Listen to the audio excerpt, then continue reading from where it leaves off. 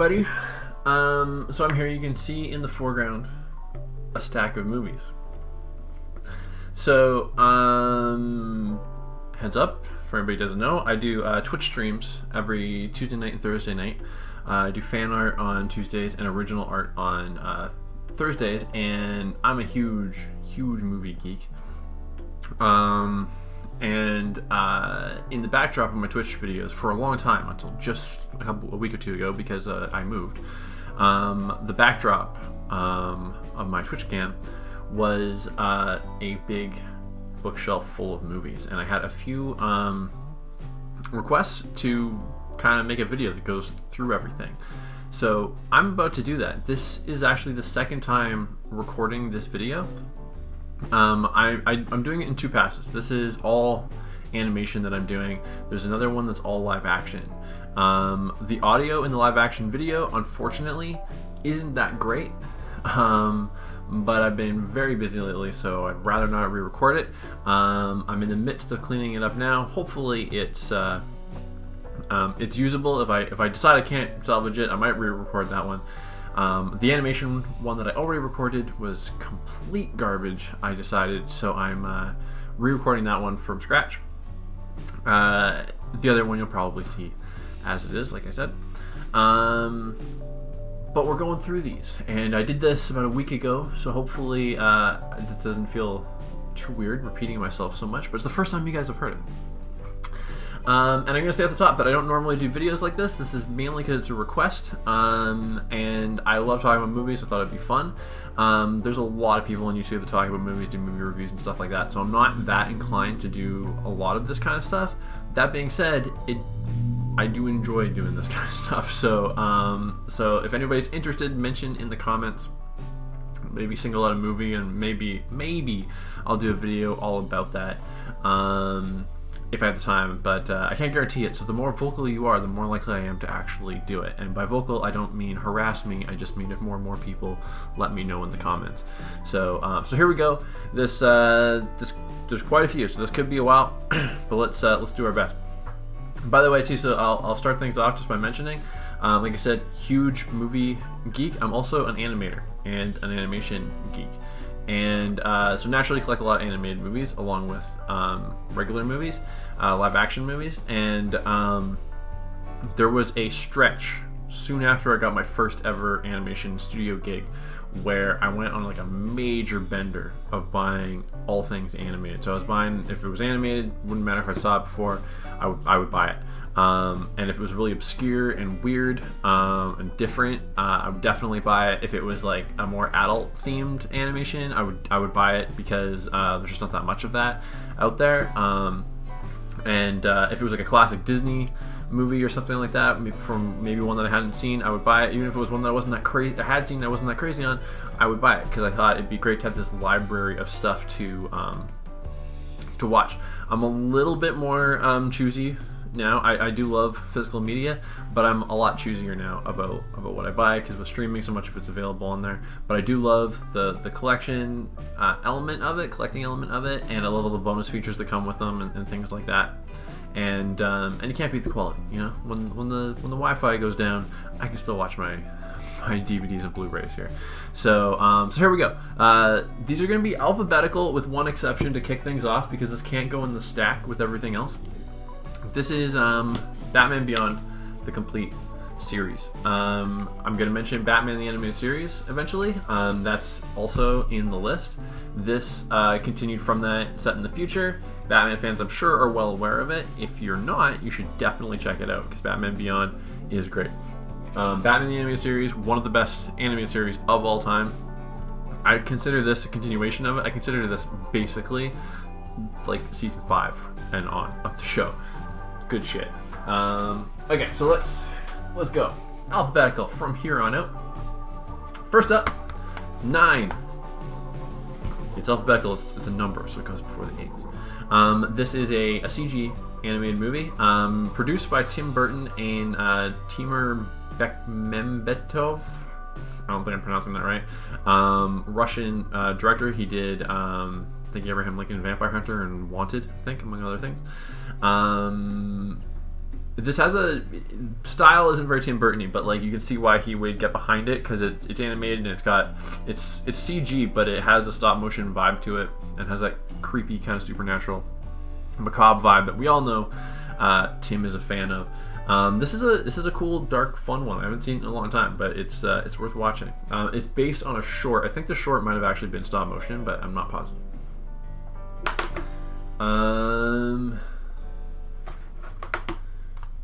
Akira. This is one of the first anime movies I ever saw. Anime for a long time was one of my my blind spots, and I'm slowly catching up. But I saw this and loved it. I actually DVR'd this back in the day, and there was a glitch that cut off the last like 5 minutes. So I was super into the movie, missed the ending, and it was about another 5 years probably before I actually bought it on Blu-ray and finally saw how the hell the thing ended. But even without seeing the ending, I really liked the movie. So Akira is a fun one, and I'm due for a rewatch of Akira as well. Aladdin, big one for me growing up. One of probably my favorite of the Disney Renaissance movies of the 90s. Yeah, I watched it a lot. A lot of the impressions I do are inspired by imitating Robin Williams' impressions as the genie in this, and quoted it a lot as a kid. Still quote it today. Good stuff. My parents were fans as well. Alice in Wonderland, the original Alice in Wonderland. This is a fun one from an animation standpoint. Narratively, I feel like it lags a little bit, but it's still entertaining despite that. Like it's Alice in Wonderland's weird, nonsensical, fun stuff, right? So why not? I'm not gonna complain about that. All Dogs Go to Heaven. This is a Don Bluth movie. The Disney animator that left Disney in the late 70s, started his own studio and competed with them. This was a relatively big deal when it came out. They did at least 1 or 2 sequels that I don't think Bluth was involved in. This is pretty good. I hadn't seen it in a long time until I bought it on Blu-ray. I hadn't seen it since I was a kid. I didn't really remember it at all. It holds up pretty well for the most part, except for one part where one of the dogs kind of it essentially puts on a yellow face. It's a little questionable, but outside of that one moment, it still holds up fairly well. Here is All-Star Superman. This is the first of these of many that I'm going to mention. This is one of the straight-to-DVD DC animated movies. They did a lot of these. For a while I was collecting every one of them. I still want to ultimately collect the rest of them, but I kind of fell behind as I was getting busier and busier with different projects and stuff. Even the worst one of these is still decent. There's something to like about all of them. They don't necessarily, in some cases they follow continuity from one to the other. A lot of times they don't, and they always change up the art style to kind of match the comic book that it's based on. This is based on the artwork of Frank Quitely from a specific run that I think might have been written by Grant Morrison. I think Grant Morrison wrote the run that this is based on, but I'm not 100% sure. And it was pretty good. Not my favorite of those ones, but pretty good. An American Tail and Fievel Goes West. So the first one was Don Bluth, the second one's not. He's only ever done one sequel that I'm aware of in all of his years. Fievel Goes West is forever a classic. Arguably, the sequel is the more entertaining, more fun one. But American Tail has a lot more dark, kind of real life subject matter going on in it. Basically about like Jewish immigrants moving to New York back in days gone by. And Steven Spielberg produced it. It's a very good movie. Animation Express. This is a bunch of animated shorts by the National Film Board of Canada, NFB, which is famous for doing a lot of great innovative stuff with animation shorts and stuff like that. So if you don't know NFB, YouTube the shit out of them because you'll find some really cool stuff. Similarly, here is the Animation Show. This is a bunch of animated shorts curated by Mike Judge and Don Hertzfeldt. Mike Judge, of course, created Beavis and Butthead, King of the Hill, and Don Hertzfeldt is a famous indie animator. If you've ever heard the "My anus is bleeding" or "My spoon is too big," that comes from Don Hertzfeldt. So there's a bunch of other really good ones among here as well. Kind of more indie underground animation from those guys. Here's Anastasia.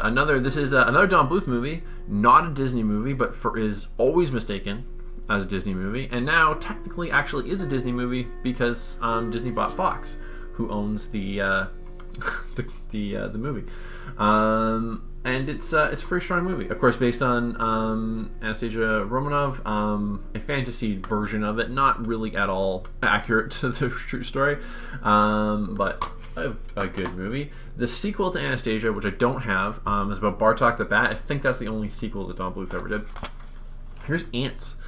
For a long time, DreamWorks and Pixar were in almost perfect sync with their subject matter. So sometime who came out first varied from movie to movie.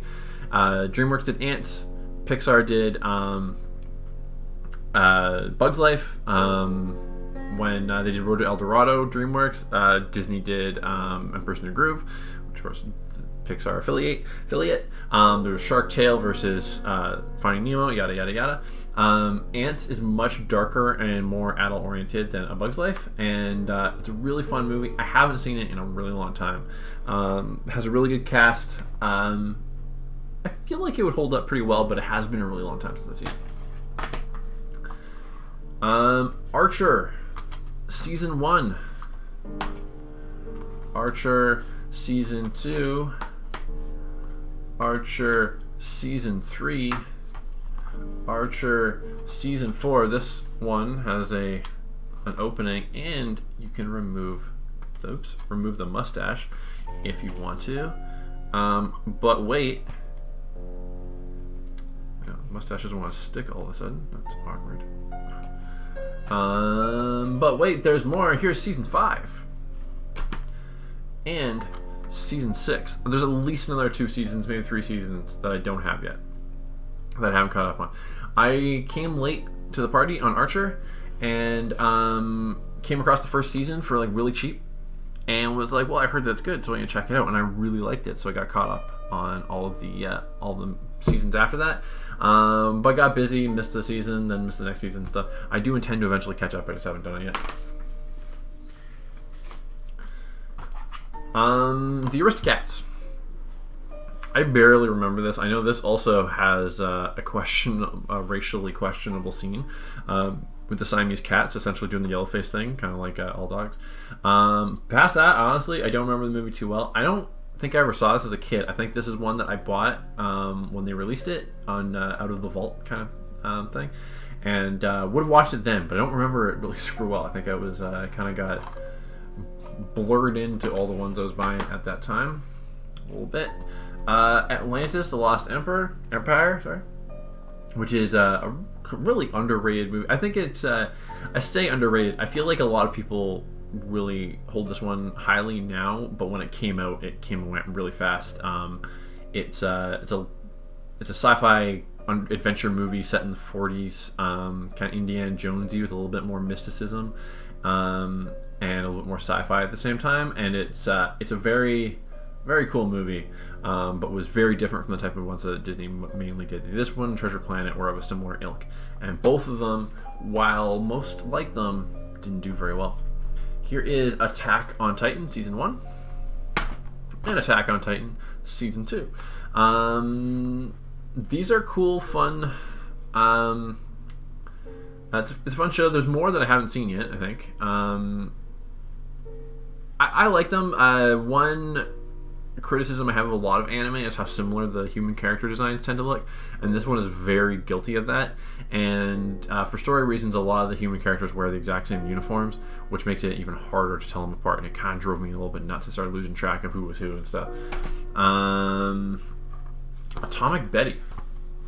So when I was in school, I interned at Atomic Cartoons while they were working on the first season of this show, and years later spotted this in a I think a discount bin or something, and I noticed there was at least one episode in the back that I had worked on, and so technically it's the first show I ever worked on, and so I had to buy it. Atomic Betty's a pretty fun show. By the time it came around, it was skewed a bit younger than I was really interested in, but I recognize it was a well-produced show. Next up, Bambi. Of course, the classic tearjerker Bambi. I would argue there's some even sadder Disney movies, but this is the one that was famous for it, right? Because like right at the very beginning, when that gunshot goes off. Great example of animal animation, especially Bambi, especially learning to walk for that matter as well. 4 legs, they're not fun to animate, I gotta say. All right, here we go. Batman animated series season 1. Batman animated series season 2. Batman animated series season 3. And Batman animated series season 4. I said season, they're actually labeled as volumes. The first season of the show was like 65 episodes or something like that because it aired 5 days a week. So I think they actually split season 1 up into 2 volumes. Best animated show of all time. Speaking of Batman, we're gonna have a run of Batman ones here. Here's Batman Assault on Arkham. This, I think, was actually, story-wise, intended to be a prequel to one of the Arkham games. I forget which one at this point. I've only seen this one the one time when I first bought it, but I remember liking it quite a bit. It's definitely one I want to rewatch. I was thinking about it recently, as a matter of fact. Batman himself is actually, like, not in it a ton. I think the main goal, I think, was to do a Suicide Squad movie, but Suicide Squad didn't have the mainstream name recognition, so they snuck Batman in there. They've done that a couple times. Batman Beyond. So I showed Batman Beyond the complete series. This is the Batman Beyond movie, Return of the Joker, which is also very good. Fun facts about this one. It was all set to come out, and then the Janet Jackson, Justin Timberlake thing happened at the Super Bowl, nicknamed Nipplegate, and censorship kind of flared up. Everybody got super paranoid about censorship, and so Warner Brothers got cold feet, and they had a bunch of stuff get cut from the movie. And it was supposed to be a PG-13 movie, and they dropped it to a PG just to be safe because they know how people look at cartoons and anything with Batman on it, right? And eventually, 6 months, a year later, whatever it was, they released the uncut PG-13 version of it, and that's what this one is. And it's kind of it's in terms of like intensity or whatever, it's relatively tame. It has some mature themes in it, but that didn't really change in the edit. It's just some of the more violent scenes they changed, and they're still not really that graphic. But they were in panic mode. Batman Gotham Knight. This one came out in conjunction with Dark Knight. I forget how far apart they were. I'm not immediately noticing the year here, but it was theoretically supposed to take place between Batman Begins and Dark Knight. And it's a bunch of short stories, all by different anime directors. And you can see the animated cover there. And it's an interesting one that it's been a while. I know I have rewatched this at least once or twice, but it has been quite a while. Batman Gotham by Gaslight. This is one of the more recent of the DC animated ones that I've bought. It's I really like this a lot. It's basically a reimagining of Batman if he lived in the 19th century and was hunting Jack the Ripper. And it's based on a graphic novel that Mike Mignola did the art for. I forget who the art writer was on it. I haven't read the comic, but I'm curious to. Apparently it was the first Elseworld version of Batman that they ever did. But I like this one a lot. It was really fun. Here is Batman, Return of the Caped Crusader. So this is an animated movie based on the 60s TV show, and they brought back Adam West, Burt Ward, and who is it? It's I'm trying to remember which Catwoman it is. It's is it Julie Newmar? I can't remember. Catwoman's voice came back as well. There's been a few. There's Lee Merriweather, Julie Newmar, and oh my god, I'm blanking on her name. Eartha Kitt, and I think it's Julie Newmar that came back for the voice as well. Very fun, great homage to the 60s show with some winks at later versions of Batman as well. And they followed it up with Batman versus Two-Face. This came out actually after Adam West died. It came out very soon after it. And in this one they have William Shatner playing Two-Face.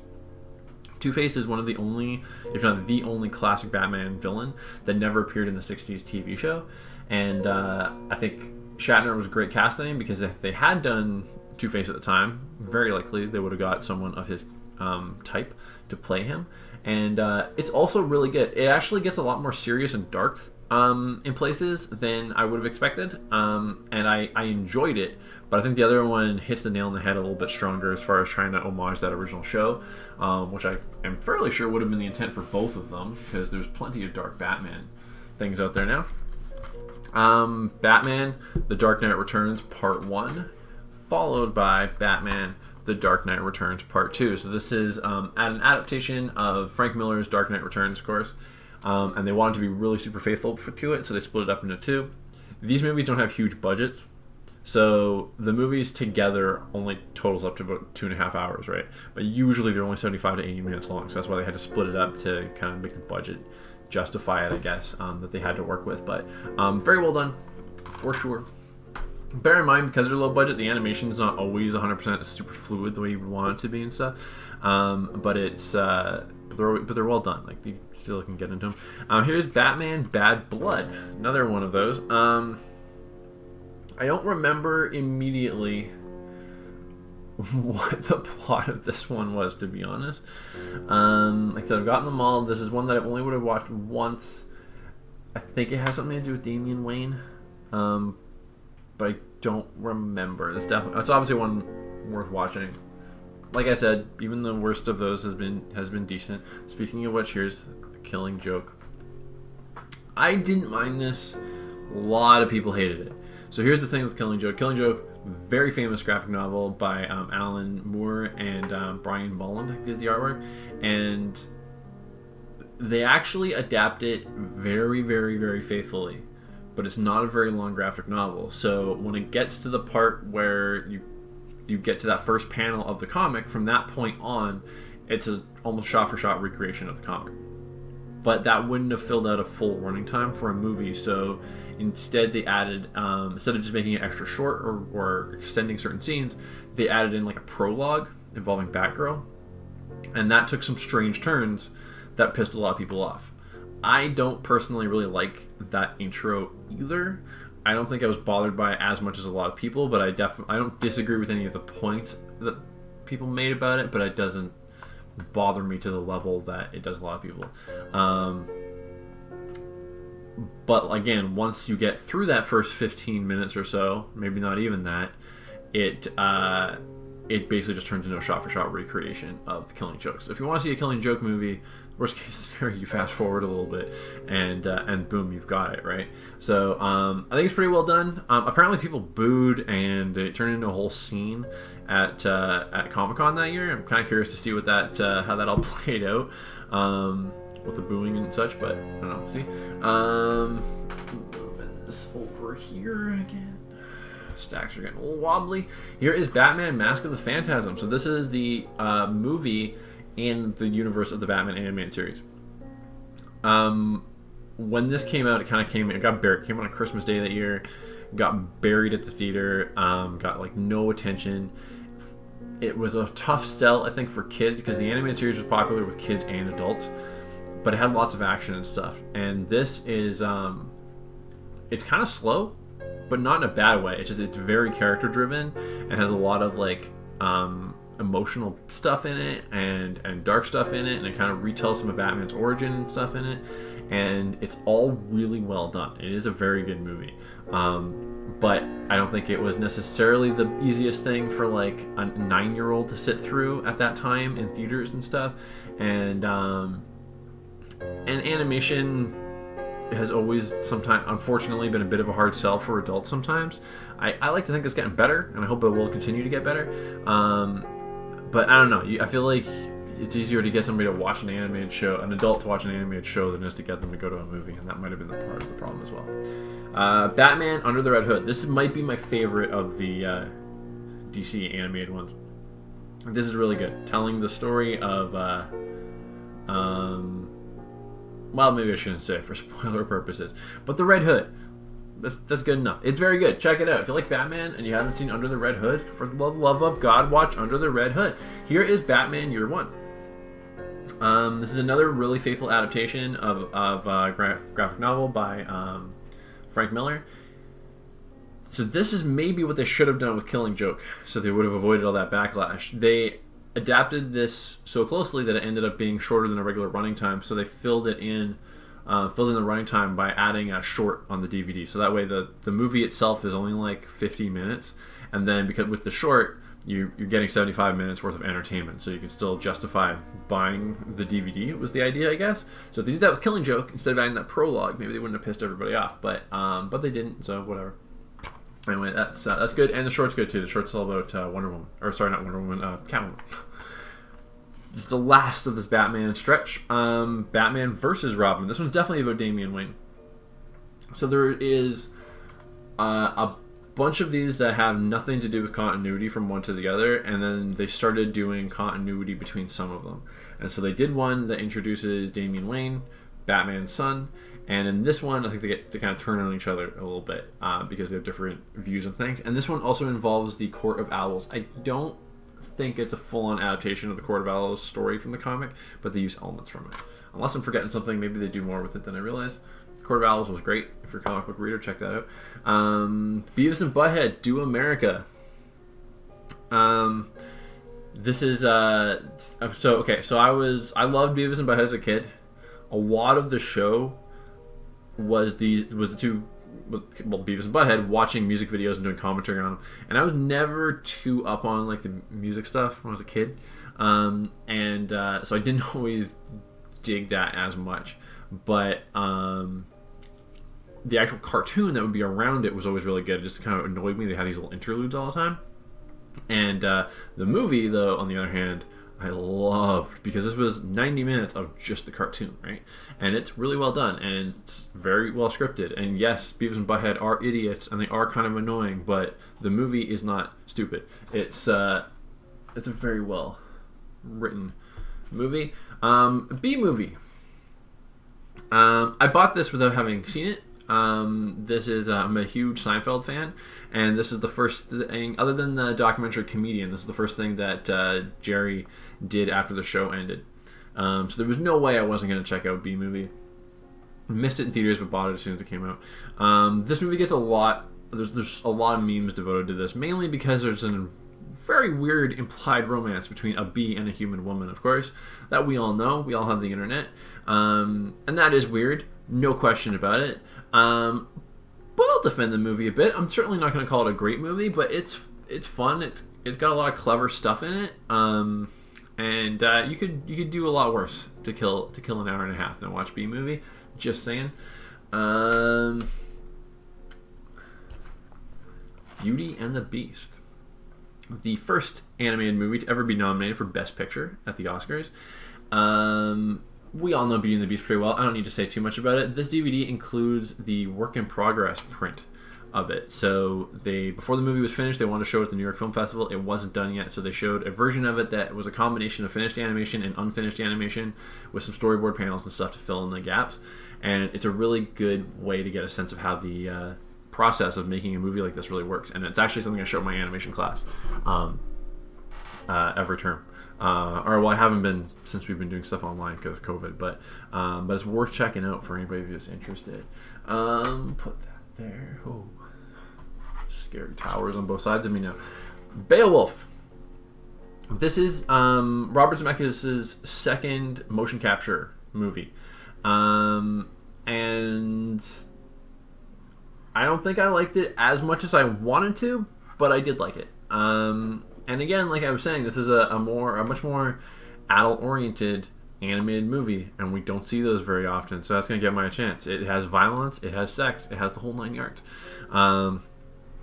Including a CG version of Angelina Jolie that looks just like Angelina Jolie, who is this close to naked through the entire thing. And she apparently had no idea that she was going to be rendered that way. And I think she seemed to be cool with that, ultimately, but wish she knew that before she brought her kids to the premiere, is the story that I heard. Yeah, there is a weird uncanny valley-ness going on with the super real animation, but it is fun to see Beowulf fighting monsters and shit. Here's The Black Cauldron. Not great. It's not great. This was the movie that they were famously working on when Jeffrey Katzenberg took over Disney Animation, and requested some stuff get cut out of it. A uncut version of it was released after this, which was annoying because I would have preferred to get that one just out of curiosity. But it has some cool stuff in it, but it's not that great. I think Tim Burton was one of the concept artists on this one actually as well. And it is very dark by Disney standards. It's based on a book series. They only did the one because it never took off, but I'm kind of surprised. If Disney still owns the rights, I'm surprised they haven't attempted like a live action version of that. That's one that might be worth doing. The Box Trolls. This is Laika. Quite a few Laika stop motion movies are going to come up here. I love stop motion and I love Laika. Box Trolls is probably actually my least favorite of the Laika movies that I've seen. I still haven't seen Missing Link, but I've seen them all the other ones. But I do like Box Trolls a lot. It is probably the cutest and most kid-friendly one that they've done, which is maybe why it's lower on my personal favorite list. But it is good. I do like it. Brave. Brave gets some flack.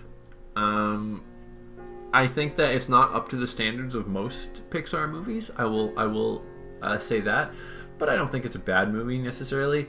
It's not at all the movie I expected it to be from the promos, and maybe that's kind of what I liked about it because it kind of caught me by surprise that way. But it's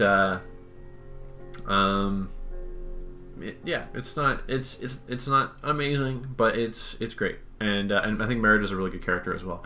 And I love her character design just because that hair is so well done, and ridiculous as well. Here's the Brave Little Toaster. They did a whole series of these. I only have the original one.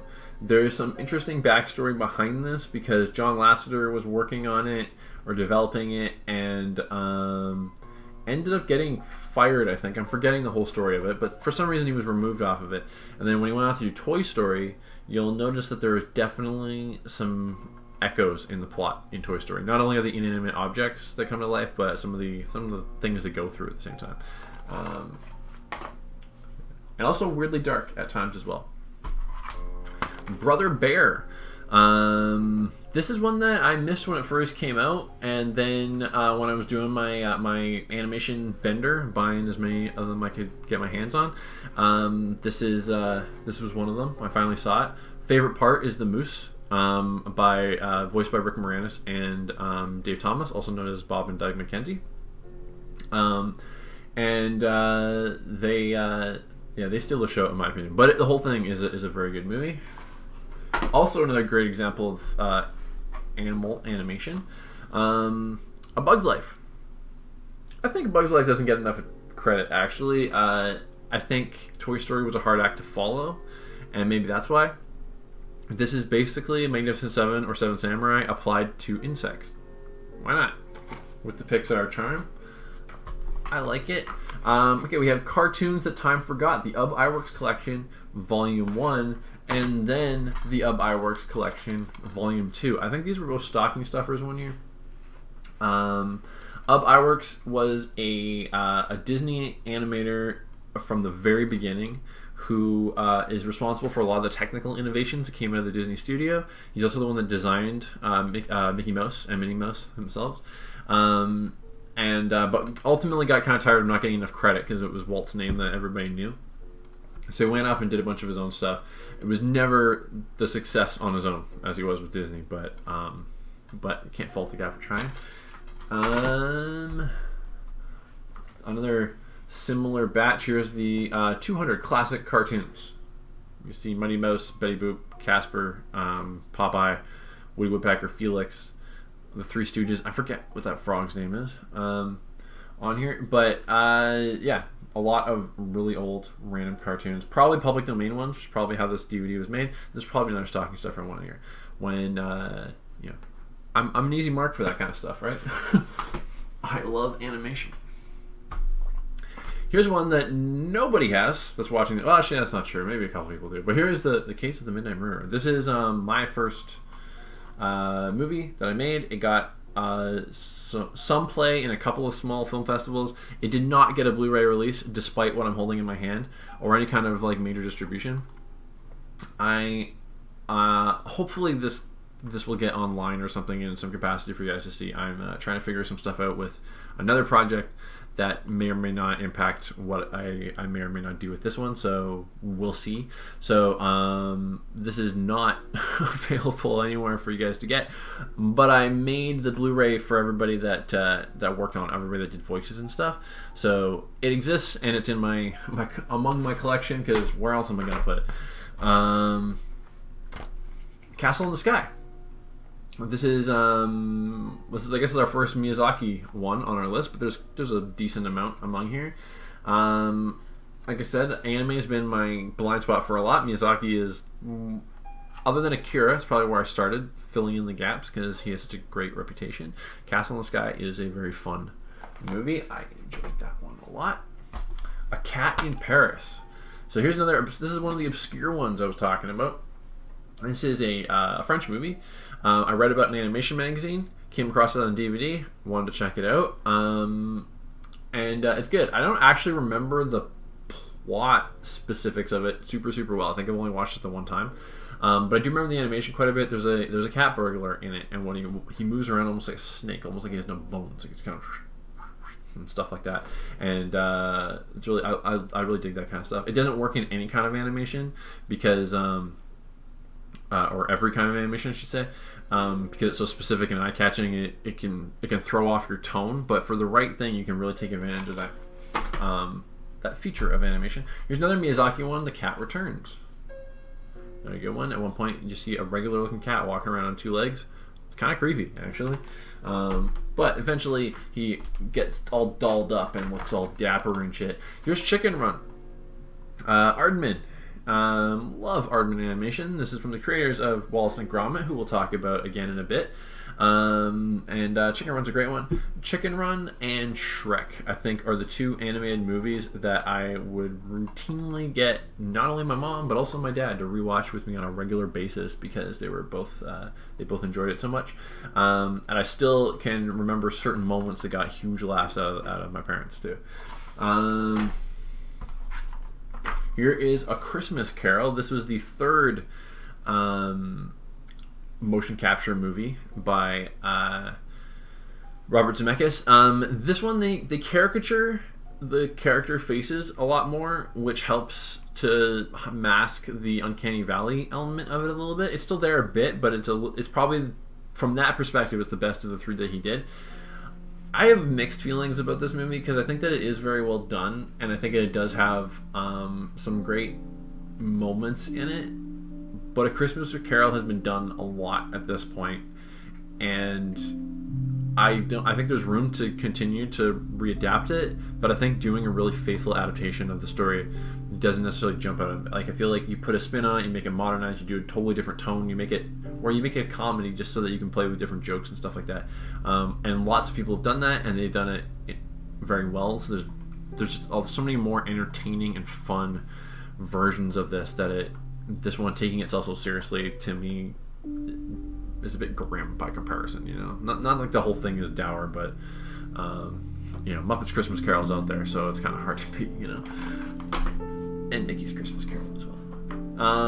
Chip 'n Dale's Rescue Rangers Volume 1 and Chip 'n Dale Rescue Rangers Volume 2. This is one of my favorites as a kid. I really like the simplicity of the cover on this one, by the way. Just the white background with their faces kind of popping in. I think that's really good. For a long time, I kind of resisted getting complete series on DVD or Blu-ray just because they tend to be so expensive. And they don't have quite the same rewatchability just because there's so much to watch, right? Batman was a major exception. When I got, I think it was when I first started teaching. I think it's when I finally bit the bullet and got that one. Because I had a more consistent paycheck than I'd had for a little while doing freelance stuff. Chip 'n Dale, though, I came across it in a discount bin for ridiculously cheap, along with a bunch of others that'll come up as we go. So that was a pretty good lucky find, and it was a fun one to revisit. Here's the Chuck Jones collection, Rikki Tikki Tavi, Mowgli's Brothers, and The White Seal. This is probably another stocky stuff from one year. Lesser known Chuck Jones animation, but Chuck Jones has always been one of my faves. Cinderella. I've never loved Cinderella. I think it's a little bit on the slow side. The live action remake of it is one of the very few, if not the only, live action remake that Disney has done of their classics that I thought was actually really well done. And part of it is because this one has such a 1950s slow pacing that there was room to improve on it, and they took advantage of that, and they did what is essentially the same story while making their own original movie. It doesn't feel like an attempt at a shot-for-shot remake or something. But it will always be a classic, and it always, like any classic Disney movie, has those standout moments. Bibbidi Bobbidi Boo being the main one. Cloudy with a Chance of Meatballs. I don't have the second one. The second one's not as good. It has its moments, but it's not as good. But I love Cloudy with a Chance of Meatballs. Not everybody agrees with me, but I know enough people agree with me. They made a sequel, for God's sakes. And I don't know, to me, it's just joke after joke after joke, and it's stupid, and it's ridiculous, and it's fun, and I quite enjoy that one. Debatable whether or not this one belongs here. This is Comic Book Confidential. So this is a live action documentary, so it's not animated at all. But it's about comics, specifically underground and indie comic books. And I actually got this with the main intent of showing it to my comics class I teach at VFS. And I guess this made me go, I got roped in with my other stuff, and I included it in the animation section of my movies. But it is a very good documentary. It's worth checking out. It's very 80s, so the picture quality is kind of grainy, and you'll see a lot of questionable underground artists' 80s hairstyles. Cool World. Okay, so here's something on Cool World. Cool World was originally pitched as a horror movie that was a combination of live action and animation. And I won't get into the whole backstory because this video is going to be long enough as it is. But it was, it sounds like it would have been a really cool, really weird, just mind-bending movie. And Ralph Bakshi, who's famous for very adult animation, he'll come up again in a bit, got hired to do it. He was contractually locked in. Then they changed the script on him, and they turned it into more of a Roger Rabbit knockoff. And the movie's kind of a mess. Bakshi said that he had he was stuck. So instead of fighting them, he just took the opportunity to play with a studio budget that he's never had before. And so the animation is probably the best looking animation he did in his entire career. But the story's a mess. It's kind of a fun watch, but not really for the reasons that it was intended. If you like animation, it's worth checking out, but it's definitely not a great movie.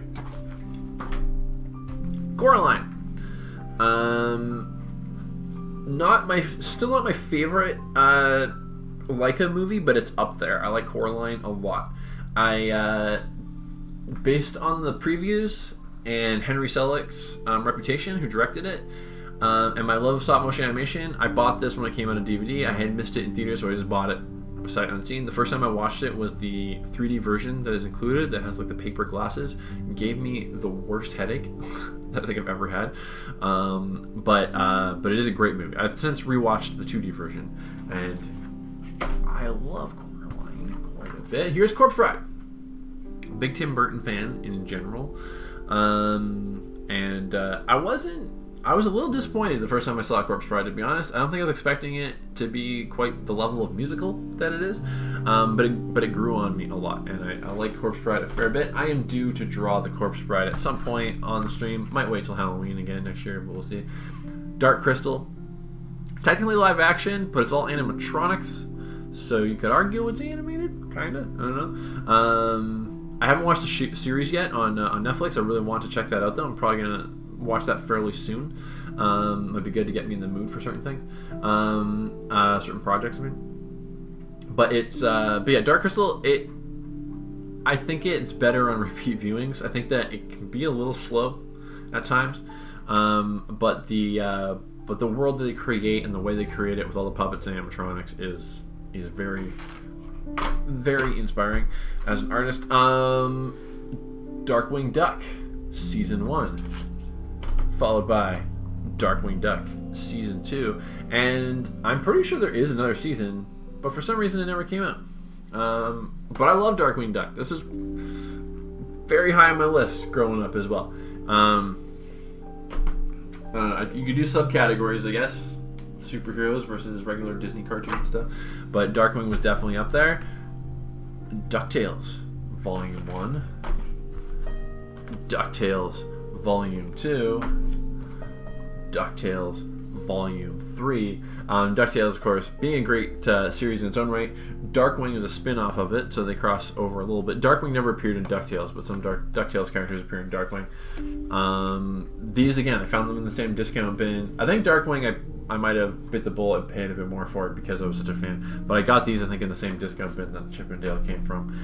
And DuckTales, Treasure of the Lost Lamp. The DuckTales movie. This is great. I think I found this actually before I got the series. This is a fun watch. A lot of these, of course, are now on Disney Plus. One of the reasons I'm a bit choosier with buying the DVDs now, or Blu-rays. I don't feel compelled to replace my DVDs, but I wouldn't buy a DVD now. I would buy a Blu-ray if I'm going to buy one. Dumbo, the original anime Dumbo, which is barely feature length. It's like a minute over an hour, or 64 minutes. There we go. So it's an hour and 4 minutes.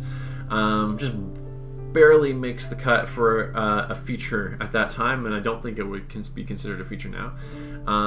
But of course, ever the classic. It's one of their simpler movies in every sense of the word, but there's something really nice about the simplicity of it. 8 Crazy Nights. Adam Sandler's 8 Crazy Nights.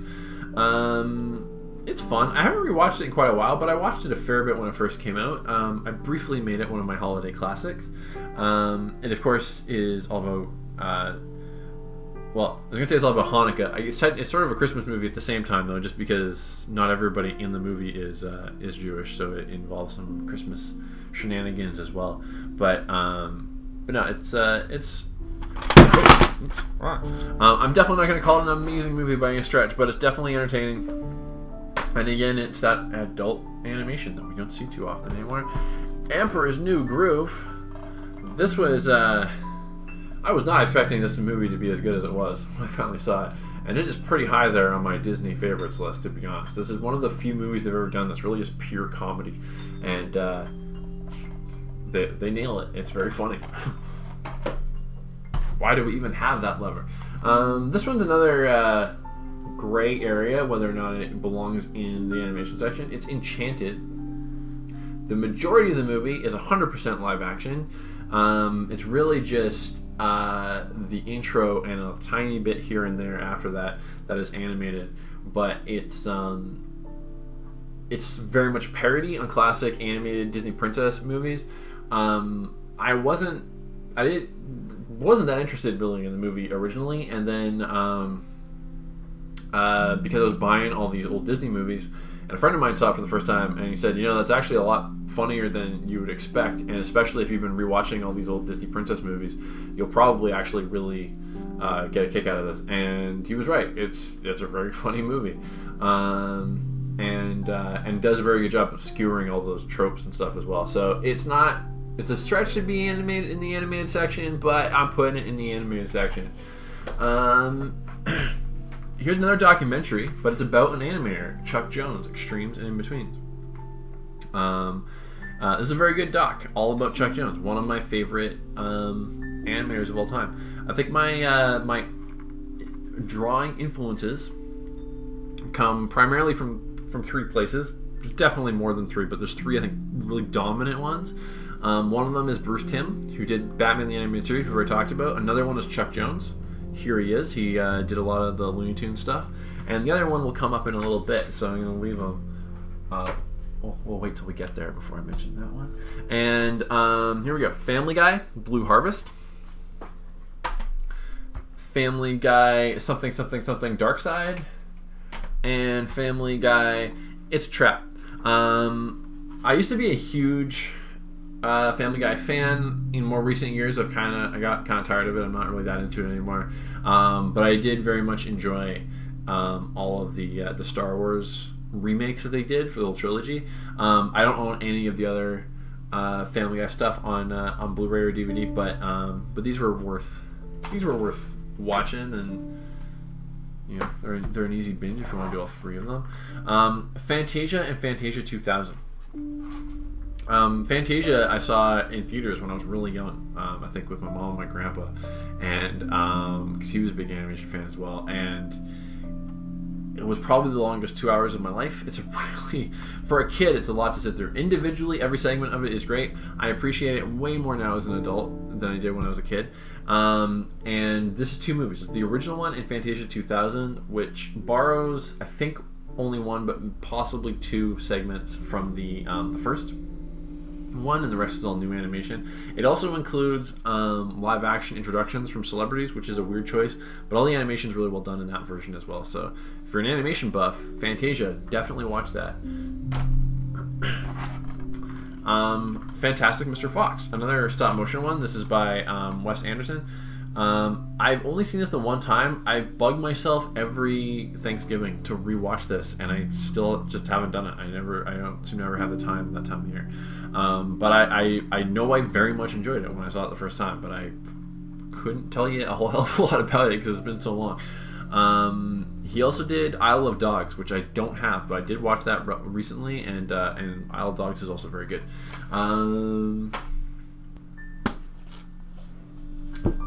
Finding Nemo.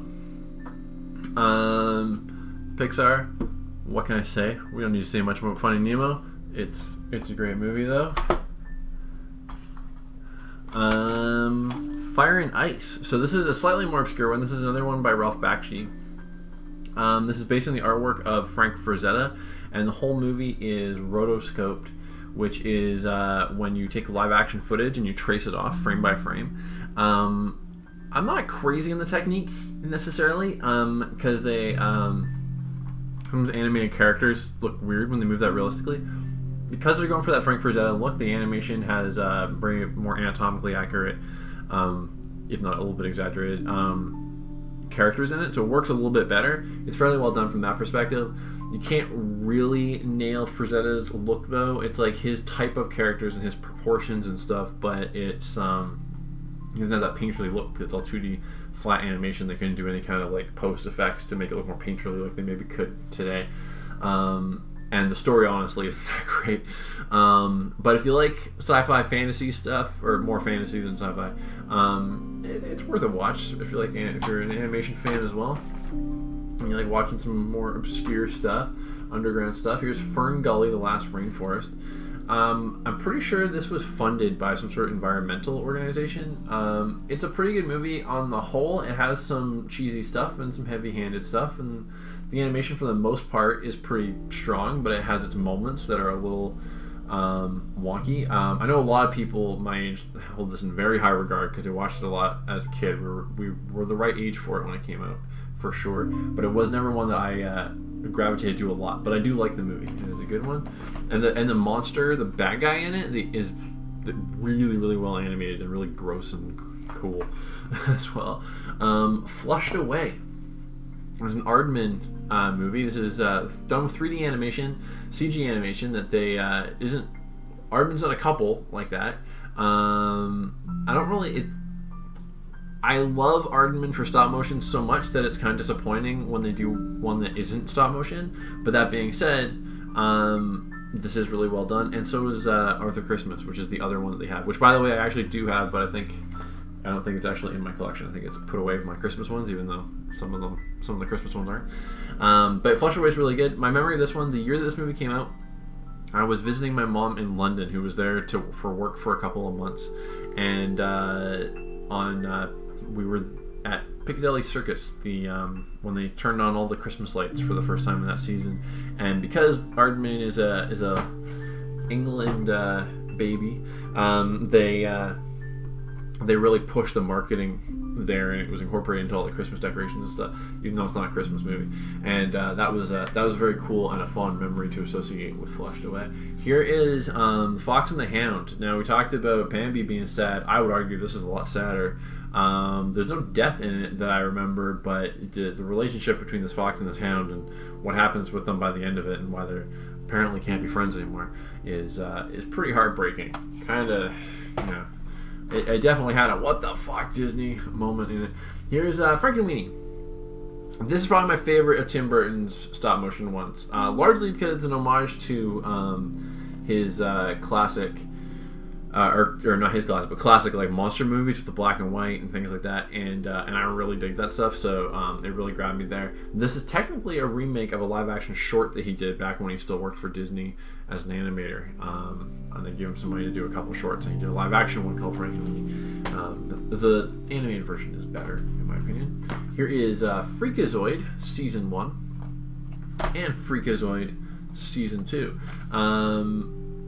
Freakazoid's one that I knew I liked it as a kid, but I didn't remember it super well. And then among the others that I was getting, that I found for like really dirt cheap, was this one. And I was like, well, I remember that being fun. I'll get that. I'll add that to the collection. It's pretty cheap. And I loved it. Rewatching it, like it's a very funny show. And I think a lot of jokes maybe even went over my head when I was a kid too. So that was a good find. Here we go. Here's Fritz the Cat. This is Ralph Bakshi's first movie.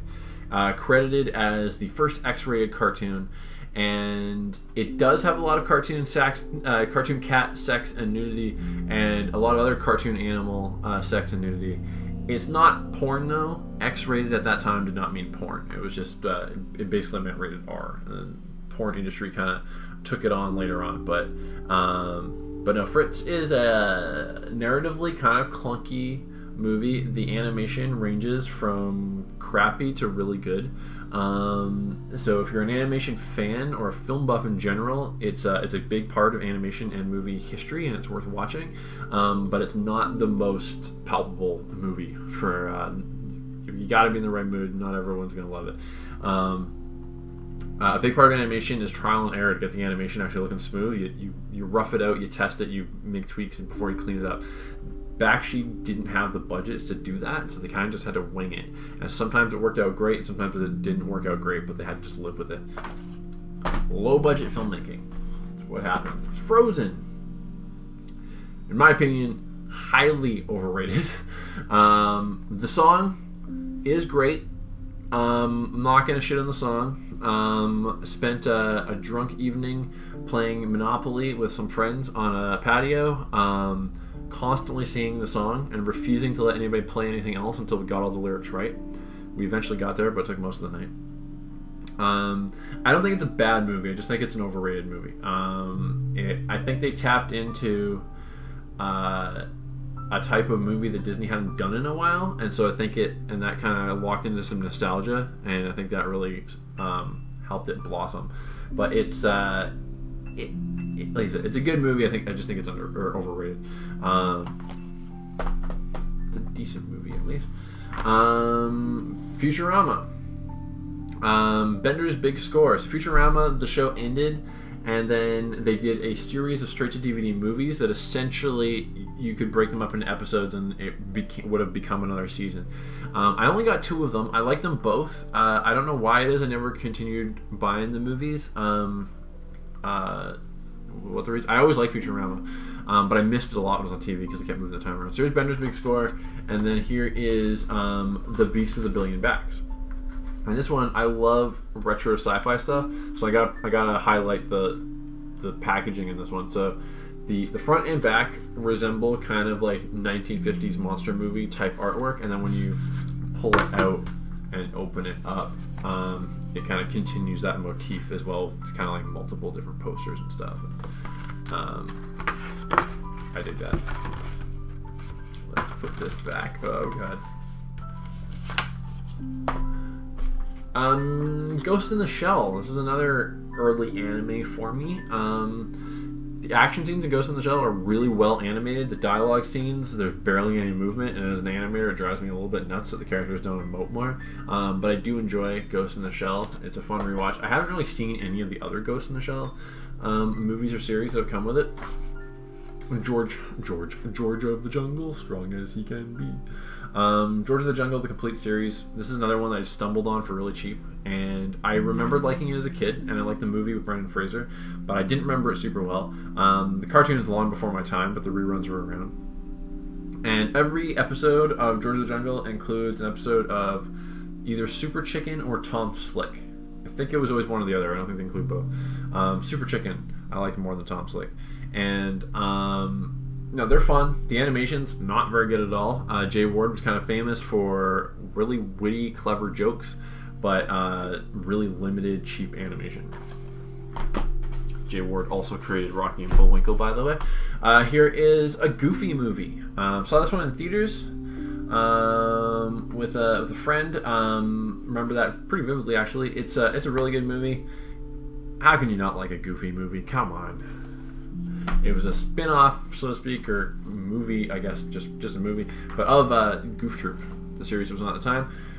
Great Mouse Detective, an underrated Disney classic. I love detective stories, love Sherlock Holmes. This is basically Sherlock Holmes as a mouse. And the villain in it, Ratigan, voiced by Vincent Price, the best Disney villain, I will argue you. Here is Green Lantern Emerald Knights. This is another DC animated movie that I don't remember super well. I'm fairly confident that I enjoyed it because, as I've said, even the worst one has usually been enjoyable enough. But I don't remember what the actual plot of this specific one was. So this is one I should rewatch. But yeah, I'll go out on a limb and say that it's good. I just don't remember it too well.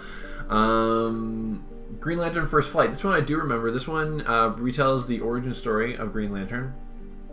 And it takes a bit of a buddy cop approach to it in a very cool way. This is one I do remember fairly well and liked it a lot. Here is The Haunted World of El Super Beasto. This is based on a comic book by Rob Zombie. And I was super stoked when this came out. It's about a Mexican wrestler that owns a nightclub and fights monsters and stuff. And I thought that sounds so freaking cool. Ultimately, it was a bit let down by the movie. But I don't regret buying it. It's the animation. It goes for a bit more of a Ren and Stimpy kind of vibe, which I'm a fan of. I like, but it's not what I was expecting when I heard about the premise of it. And I don't know. It's never as funny as I think it wants to be, and it's never as like cool as it wants to be in terms of the action and stuff. I've liked it a bit more on repeat viewings. It's definitely not a great movie, but it is another one of those rare examples of North American adult-oriented animation, which we just don't get very much of anymore. And it is very much an R-rated movie.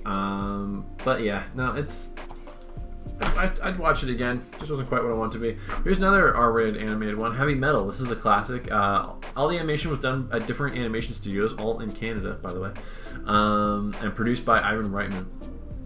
Based on the Heavy Metal magazine, that was a bunch of sci-fi fantasy short stories in comic book form, printed in magazines, started in Europe. And the animation in this, all from different studios, different styles, like I said, ranges from amazing to kind of mediocre. And you could say the same about the stories, I suppose, but there's a lot crammed in here, and it is a fun watch. If you like sci-fi and you like animation, you like comic books and kind of pulpy stuff, definitely watch Heavy Metal. A lot of good music in it as well. What we're looking at here. Oh, Hellboy animated. This one is two different Hellboy movies. This is Sword of Storms and Blood and Iron, featuring the voice cast of the live action movie. So it's Ron Perlman, Selma Blair, and Doug Jones. Produced by Guillermo del Toro. I haven't seen these since I first got them, but I remember enjoying them a lot, and I've actually been thinking about rewatching them again sometime soon.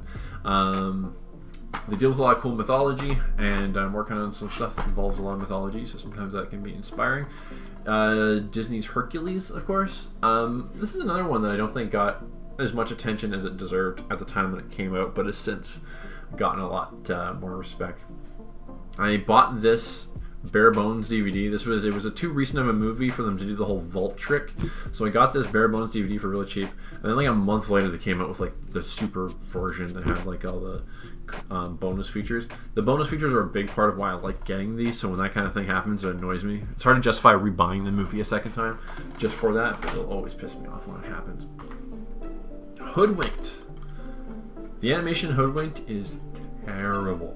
What year did this come out? This came out in 2005, so I was barely out of art school, having just learned animation when this came out, which made me even more annoyed at how shitty the animation looked. But when I watched it, it was hilarious. So the animation's not that good, but the writing is super clever, and that's what makes up for it. So, writing counts, guys. But yeah, the designs are sometimes okay, but mostly nothing special, and sometimes terrible. There's weird colliding CG artifacts and stuff like that in it sometimes. So don't watch it as an example of great animation, but watch it as an example of good writing, good clever writing. It plays with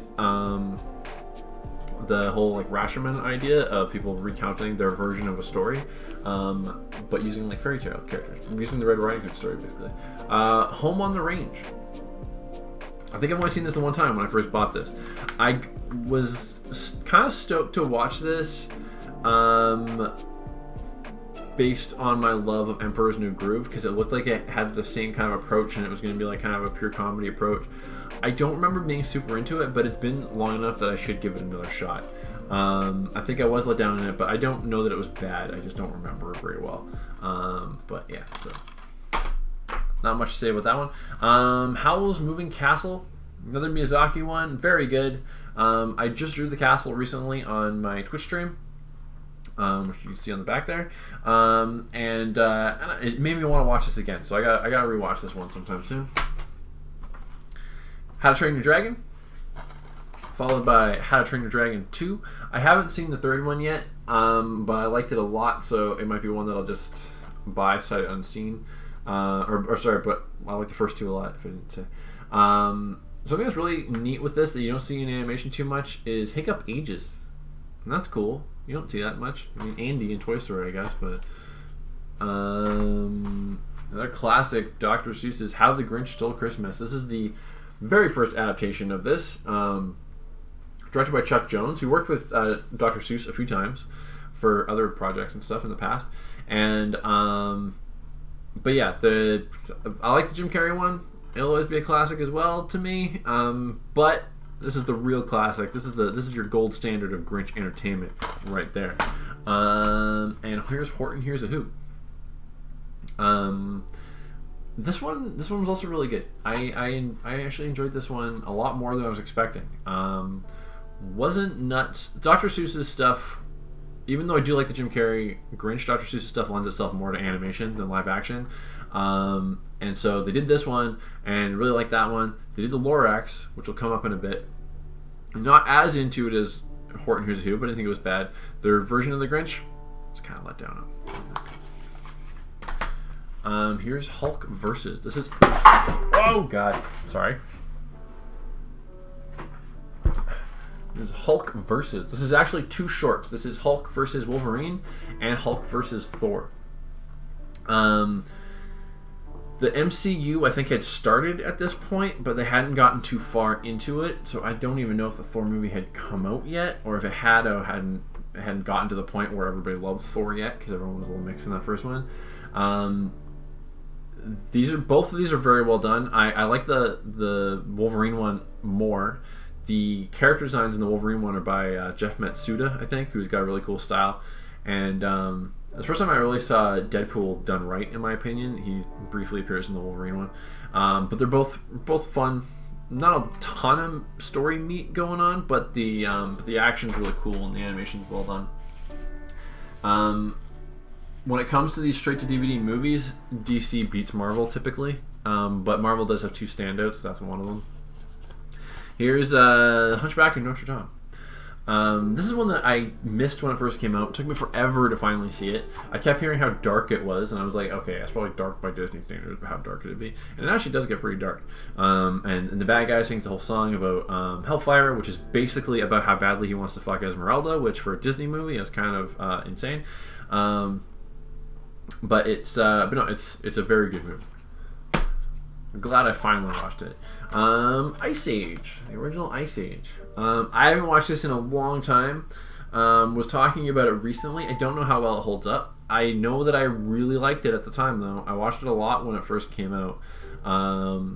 But it's one that they kind of beat into the ground with all of their unnecessary sequels. One of which I do have. This was the first sequel, The Meltdown. I watched this without having seen it. or bought it without having seen it. And I don't think I was completely unentertained by it. I think I enjoyed it enough, but I wasn't that into it and didn't prompt me to go get the other ones either. I didn't deliberately avoid seeing the other ones, but I didn't flock to them either. Here's The Illusionist. This is by Sylvain Chomet. I'm probably mispronouncing that, but a French animator, French-Canadian, I think. And he did another one before this one that we'll get to. That's animation style-wise similar, but very different thematically. This is about an aging illusionist, like a magician, like performer, that meets a kid and teaches her the ways of the magician, and they bond and this and that. And honestly, I've only seen it the one time. I can't dissect it enough to really comment too much on it, but I did. It is a very good movie. I know that I was very taken with it. It's not what I was expecting though, because his first movie was so different. I wasn't expecting this movie to be so serious and character driven and dialogue driven as well. But yeah, we'll talk about his other one in a bit. This is definitely one I should rewatch sometime soon. The Incredibles. I don't have Incredibles 2. But I did like it quite a bit. But The Incredibles, the first one, might be my favorite Disney movie. Or sorry, Pixar movie. Quite possibly. Inside Out. Another one I bought sight unseen. Was not disappointed. Rewatched it at least once or twice in the time since I've gotten it. And yeah, I don't have a lot to say about Inside Out other than that it's a very good movie. Here's The Iron Giant from the director of Incredibles. This is one that I missed when it came out, and then I did a work experience program at an art school when I was in high school, and the instructor said that this is one of the best animated movies ever made, and the only reason more people didn't see it was because Warner Brothers did a shitty job marketing it. So I gave it a shot, and I agree with them. This is probably one of my favorite animated movies of all time. It is set in the 50s and has retro futurism stuff in it, sci-fi stuff, which I'm a sucker for. So it kind of grabbed me right then and there, but it is a really good movie with a really good story. Really strong characters in it as well. Here's James and the Giant Peach. Stop motion from the director of Nightmare Before Christmas. Nightmare Before Christmas was based on a story and characters by Tim Burton, but it was not directed by him. It was directed by Henry Selick, who did this one. And for Disney also, I believe. So stop motion.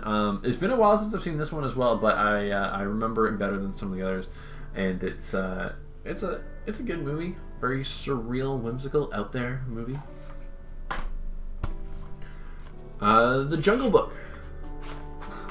I'm not as into The Jungle Book as a lot of people are. I think it's a great example of animation, particularly early Disney animation. It's really just a bunch of short stories that are loosely strung together, though. There's really not much of an overarching narrative in it at all. But it and some of the songs are great as well. But yeah, I've never been super into it as a movie, but it is a worthwhile movie just for animation reference alone. Here's a string of Justice League movies. Here's Justice League Crisis on Two Earths. So this was, I think, the first one that they made that involved the Elseworlds and multiverse and stuff. And I think it might be based on the first comic storyline that did that as well, but updating it to modern characters. I could be wrong on that part. I want to say that, but as I'm looking at the back, I think it might be wrong. So we'll see. Worth watching. I know I've seen that one a couple times, but a few of them kind of run together in my mind. Here is Justice League Dark. I've only seen this one once. I know I liked it a lot, but I've been wanting to rewatch it.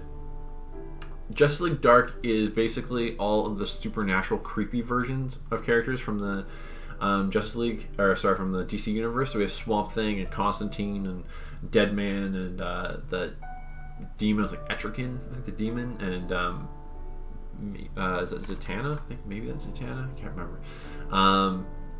Batman is not supposed to be there, but they put him in there for marketing purposes, and I did very much enjoy it, but I need to watch it again.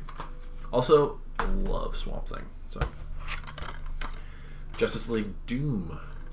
I'm not off the top of my head remembering exactly what the plot of this one is at all, so I won't say too much about it. But again, as I've said a few times, even the worst of those has been pretty entertaining, if nothing else. This one's really good. Justice League: The New Frontier. This is based on a graphic novel by Darwin Cook, who is definitely himself very influenced by, or maybe I shouldn't say that because we're probably around the same age. Has a very similar style to Bruce Timm. So I can't say that he's had an influence on me, but I am a huge fan of his stuff, and he, especially when he does retro-y stuff. This is a Justice League story set in the 50s about the formation of the Justice League. I haven't read the graphic novel that it's based on, but I know the graphic novel is like that thick, and this movie's 75 minutes. So obviously there's a lot left on the table, but it is really good. It also recaps the Green Lantern origin story as well. And fun fact on that one, in the comic and in the animation, Wonder Woman is taller than Superman, which a lot of people made a big deal out of. But I think it makes perfect sense that she would be, because she's an Amazon. Flashpoint, Justice League Flashpoint is another really good one, based on a very famous storyline, reasonably recent storyline from the DC universe. And I think they're based in the next Flash movie on this. How close they're going to get to it, I don't know. But it's a very, very cool movie with some really interesting twists in it. Justice League: Gods and Monsters. So this is Bruce Timm's reimagining of the Justice League. So Bruce Timm started the whole DC animated universe and went on to be a producer, if not some occasional director as well, on these straight to DVD movies. And then I think he left for a while and then came back to direct this one. And it's like, I don't remember the takes on all of them, but like Batman's a vampire in it, and there's some really cool stuff in there. Justice League versus Teen Titans. This is, I think, one of the later ones that I've bought. And I don't remember the plot super well to comment on it, but I do recall it having very cool action scenes in it, as a lot of these really do. Justice League: Throne of Atlantis. This retells the origin story of Aquaman, but they kind of do it within the confines of a Justice League movie, mainly so that you can sell the DVDs, because the Momoa Aquaman hadn't come out and broke records or anything yet, so they need to make sure there was some name recognition there. Justice League War. So this is the first one they did that kicked off some ongoing continuity among their movies. Like I said, a lot of them are totally disconnected. They're based on individual comics. This one is based on the New 52 version of the DC characters. Kiki's Delivery Service, another Studio Ghibli, Hayao Miyazaki movie. Very good. One of the sweeter, cuter ones that he's done, I think. Kubo and the Two Strings. This is either my favorite Laika movie or my second favorite Laika movie. Part of me wants to say it's this one, but there's another one that just has a special place in my heart for reasons that we'll get to. But I do really like Kubo, and it has a really good story, and it's really well told, and it's entertaining across the board. But even if it failed on those fronts, it is just an achievement of stop motion animation, and it would probably be in my collection just for that alone. The Lego Movie. I really liked the Lego Movie. I thought it was super fun. I didn't really like the twist at the end. A lot of people really did like it. I think that twist personally kind of ruined the movie and forces you to take the whole thing more seriously. And once you do that, it doesn't hold up as well. But up until that moment, it's just nonsense and fun and just joyously entertaining. A Liar's Autobiography. This is all about the life of Graham Chapman, one of the actors from Monty Python. And the whole movie features the voice of the other Pythons, and I think Graham Chapman's voice is in it as well. They're using clips from an audio book that he wrote, I think his autobiography, and he recorded the voice himself, so they use segments from that, if I'm remembering right. And the whole thing is done with a bunch of different animated shorts, essentially, all by different studios, different techniques and stuff. And it's a really cool way to show a biography, but it's kind of an autobiography because he wrote it and he narrates it, even though he's been dead for a long time. It's really interesting. I've only seen it the one time, but I remember it well enough to know that it's one worth recommending to people. Labyrinth, another one that's technically live action, but other than David Bowie and Jennifer Connelly, it's essentially all puppets and animatronics. So it's almost an animated movie, if there's such a thing as an animated live action movie that's not a hybrid, I guess. I don't know. But yeah, Labyrinth is good. The first 15 minutes of Labyrinth are pretty cringy, but once she ends up in the other world, it becomes a very fun, entertaining, and imaginative movie.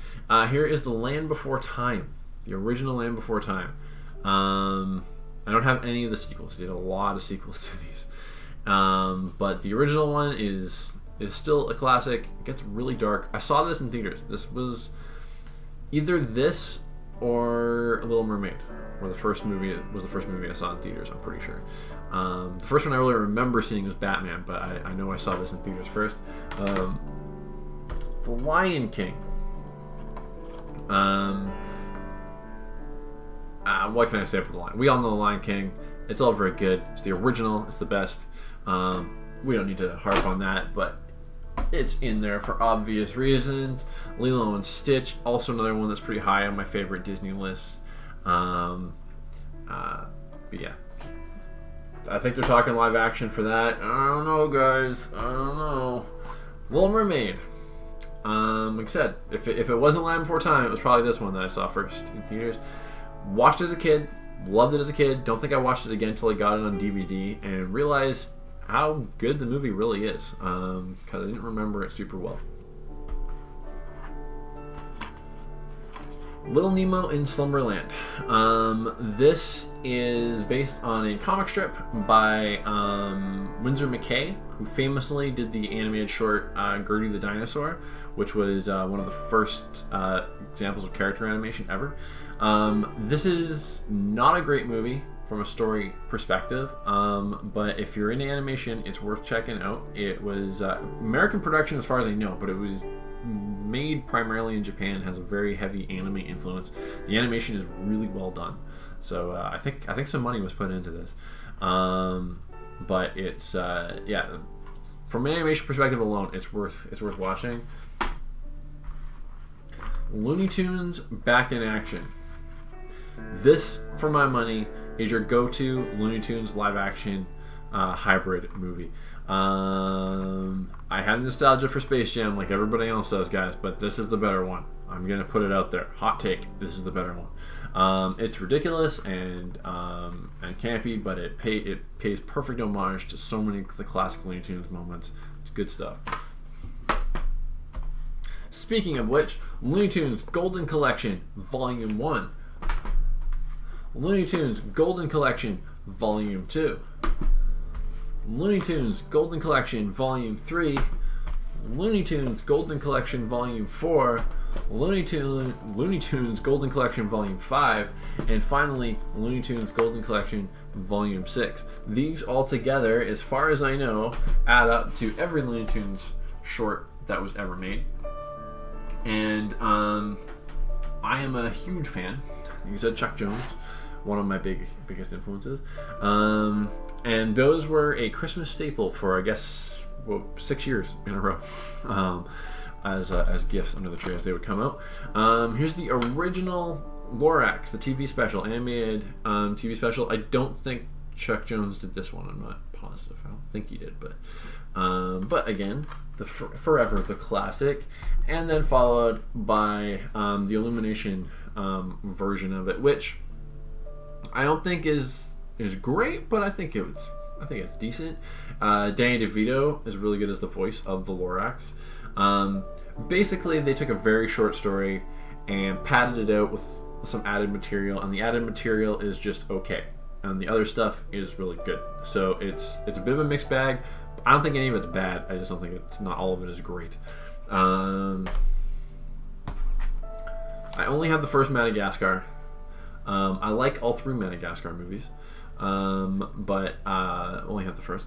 And this is one that I don't think I saw it for a while after it came out, but then I think found it really cheap or something like that, and was collecting the animated stuff. So why not? What I really dig about this is how graphic the designs are, the straight edges on like the lines made, the curly Q lines inside of the hippo's nose,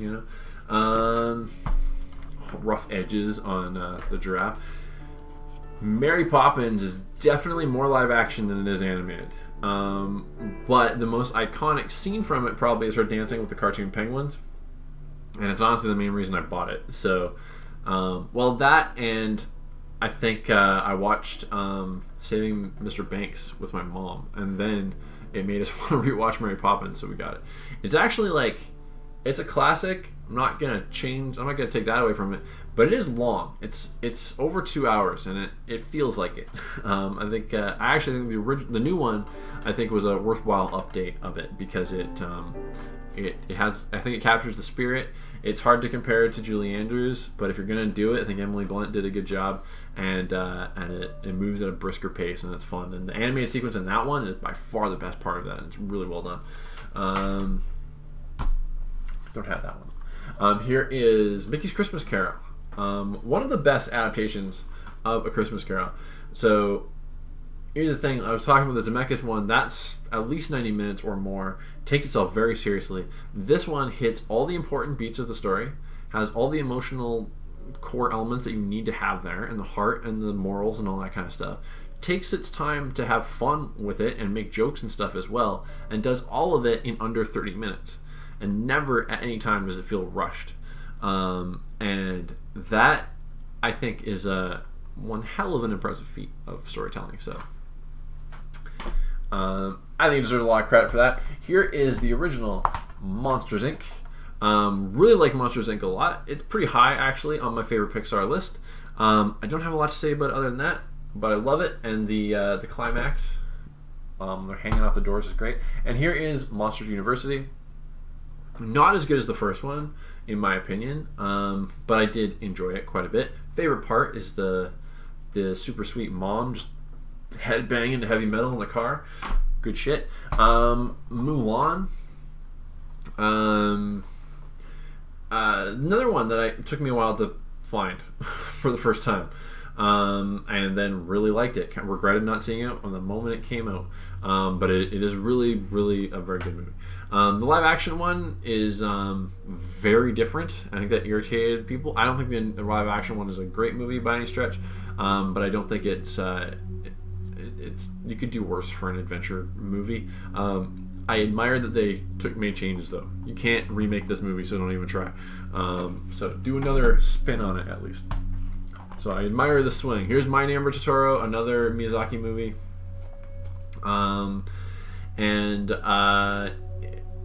Yeah, it's the classic, right? They made the logo. It's Totoro. What more can I say about that one?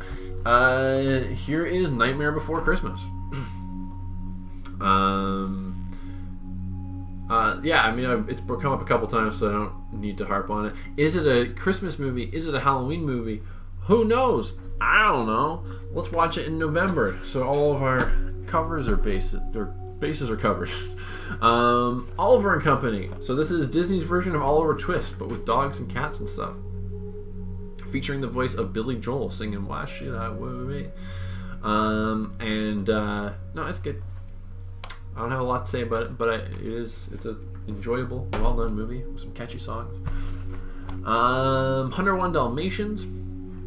101 Dalmatians was the first movie to use photocopies to make the animation cells, where they photocopied the animators' drawings onto cells so that nobody had to redraw them. And the animators loved it because they saw their original art, and Walt hated it because he was a perfectionist. He didn't like the rough lines. And when I was a kid, I didn't know why the lines looked different, but I noticed they looked different, and I always thought that was really cool, actually. Now that I know why, the magic's gone slightly, if I'm being honest, so I hope I didn't ruin it for you. But 101 Dalmatians, great movie. Again, 4 legs, not fun to animate. So good job, 9 old men. Here is Osmosis Jones.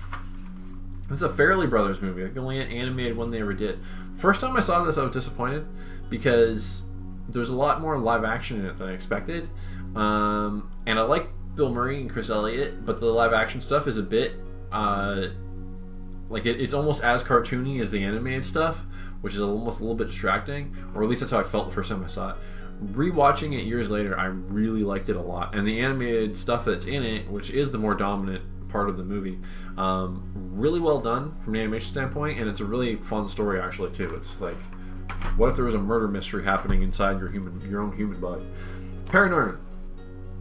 If Kubo isn't my favorite Laika movie, then this is my favorite Laika movie. It's really good across the board. I think the reason that this possibly wins out, why it has a special place in my heart, is the vibe of it feels very much like a monster, like a Halloween movie from the 80s, you know? Starts off the kid watching old horror movies on TV, which is very much a big part of mine growing up. And I don't know, just the vibe of it, I feel like really got me in the nostalgia. And that's probably why it stands out. But even if you take nostalgia away, it is a really good movie. Pebble and the Penguin. This one sucks. This is a Don Bluth movie. I really like Don Bluth, but he went through a phase in the 90s where his movies weren't always the best. And I saw this one in a discount bin for $5 or maybe even less. And because I was on my binge of collecting animated stuff as much as I could, I had to get it when it was that cheap. And I knew it probably wasn't one of his better ones, or I probably would have seen it by then, but I because I'm a fan of his, but I gave it a shot, and yeah, it's not good, guys. It's not good. Also, it features the voice of Martin Short, who I'm a big fan of as well, but yeah, it's just not that good. And Martin honestly is kind of underused in it too. It's he plays it pretty straight, and he's too funny to play it straight. But yeah, not great. Sometimes you can learn stuff from the bad ones, by the way. Animation's not bad in it, I guess. There's another documentary, but about animation, Persistence of Vision. I won't get into the whole backstory. This video is already probably well over an hour at this point. But the quick version of it, Richard Williams, who did the animation for Roger Rabbit, was working for 30 years on a movie called The Thief and the Cobbler, and was struggling to finish it. Warner Brothers came in, gave him money to finish it. He kept missing his deadlines, and eventually they took it away from him. And this is all about the making of that movie that never ended up becoming the movie it was supposed to end up. And it's interesting to see some of the choices that Richard Williams made that honestly led to it not being finished. He kind of screwed himself over in a lot of ways. But you still gotta feel bad for the guy, right? For everything that happened. And this is a really good documentary, and I recommend it to anybody that's interested in not only animation but filmmaking in general. Good cautionary tale. Peter Pan. I've always had a love of Peter Pan, probably starting with starting with this or starting with Hook, which came out when I was pretty young. And I don't know, just the whole Neverland thing, I always really dug that world. And this is where Tinkerbell came from, which is kind of the mascot, so the unofficial mascot of the Walt Disney Company.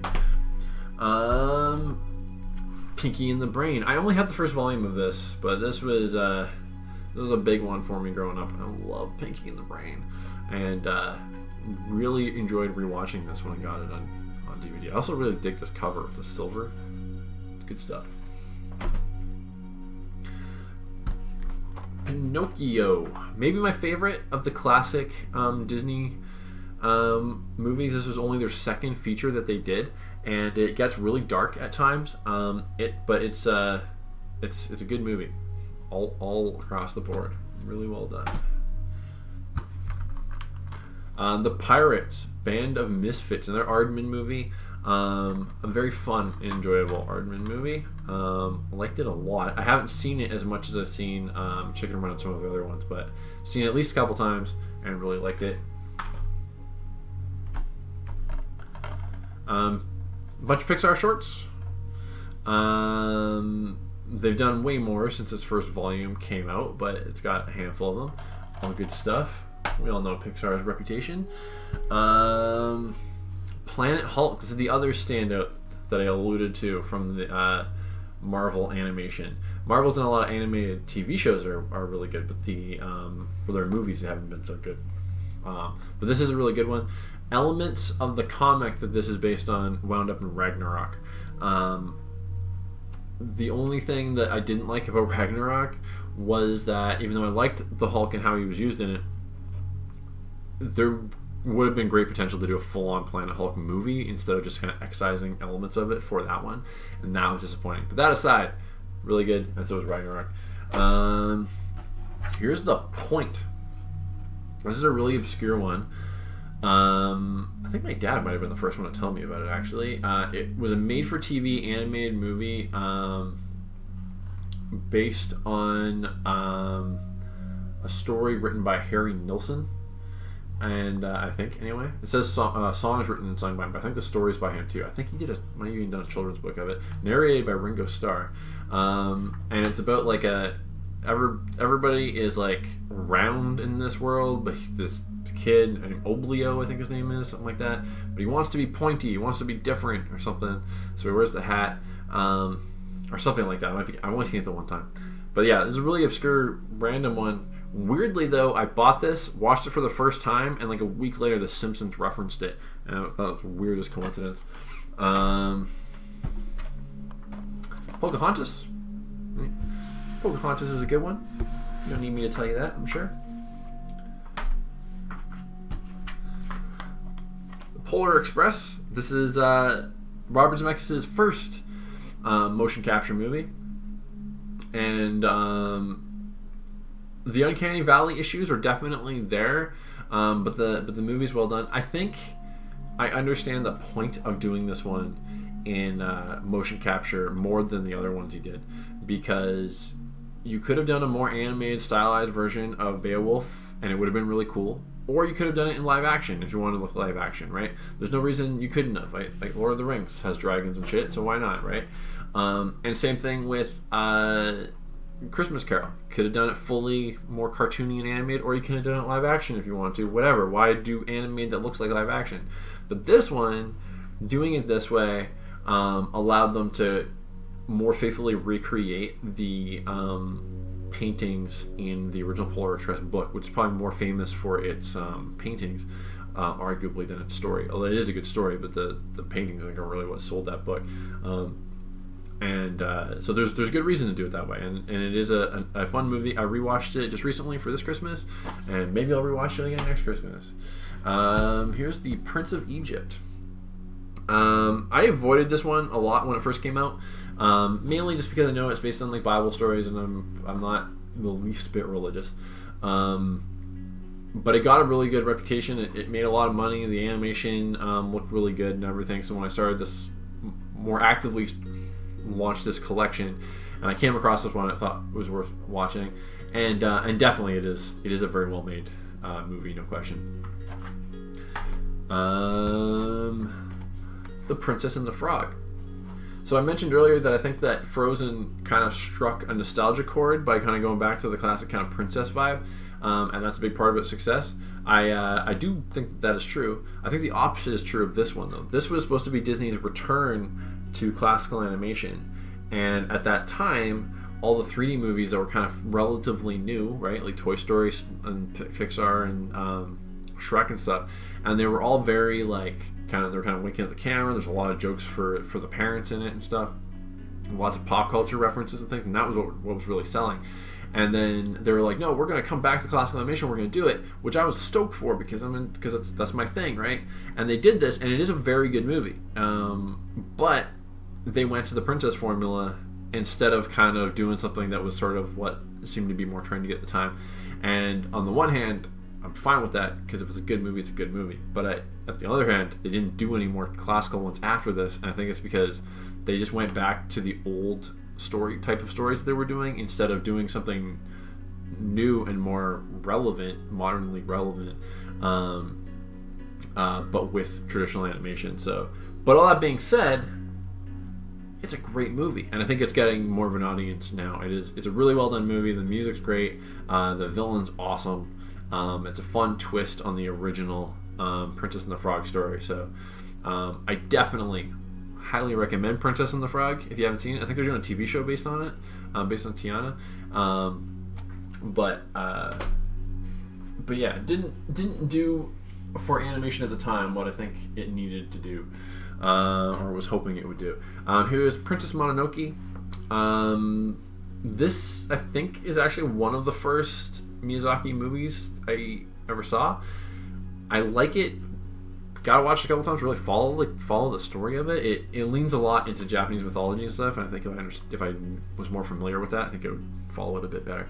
But I enjoyed it from the first second on, as far as the animation and everything is concerned. Though it's very cool. I did a Mononoke drawing recently on the stream, which also made me want to rewatch it. Rango. I think Rango deserves some love. The animation style is really cool. It's directed by Gore Verbinski, who did Pirates of the Caribbean.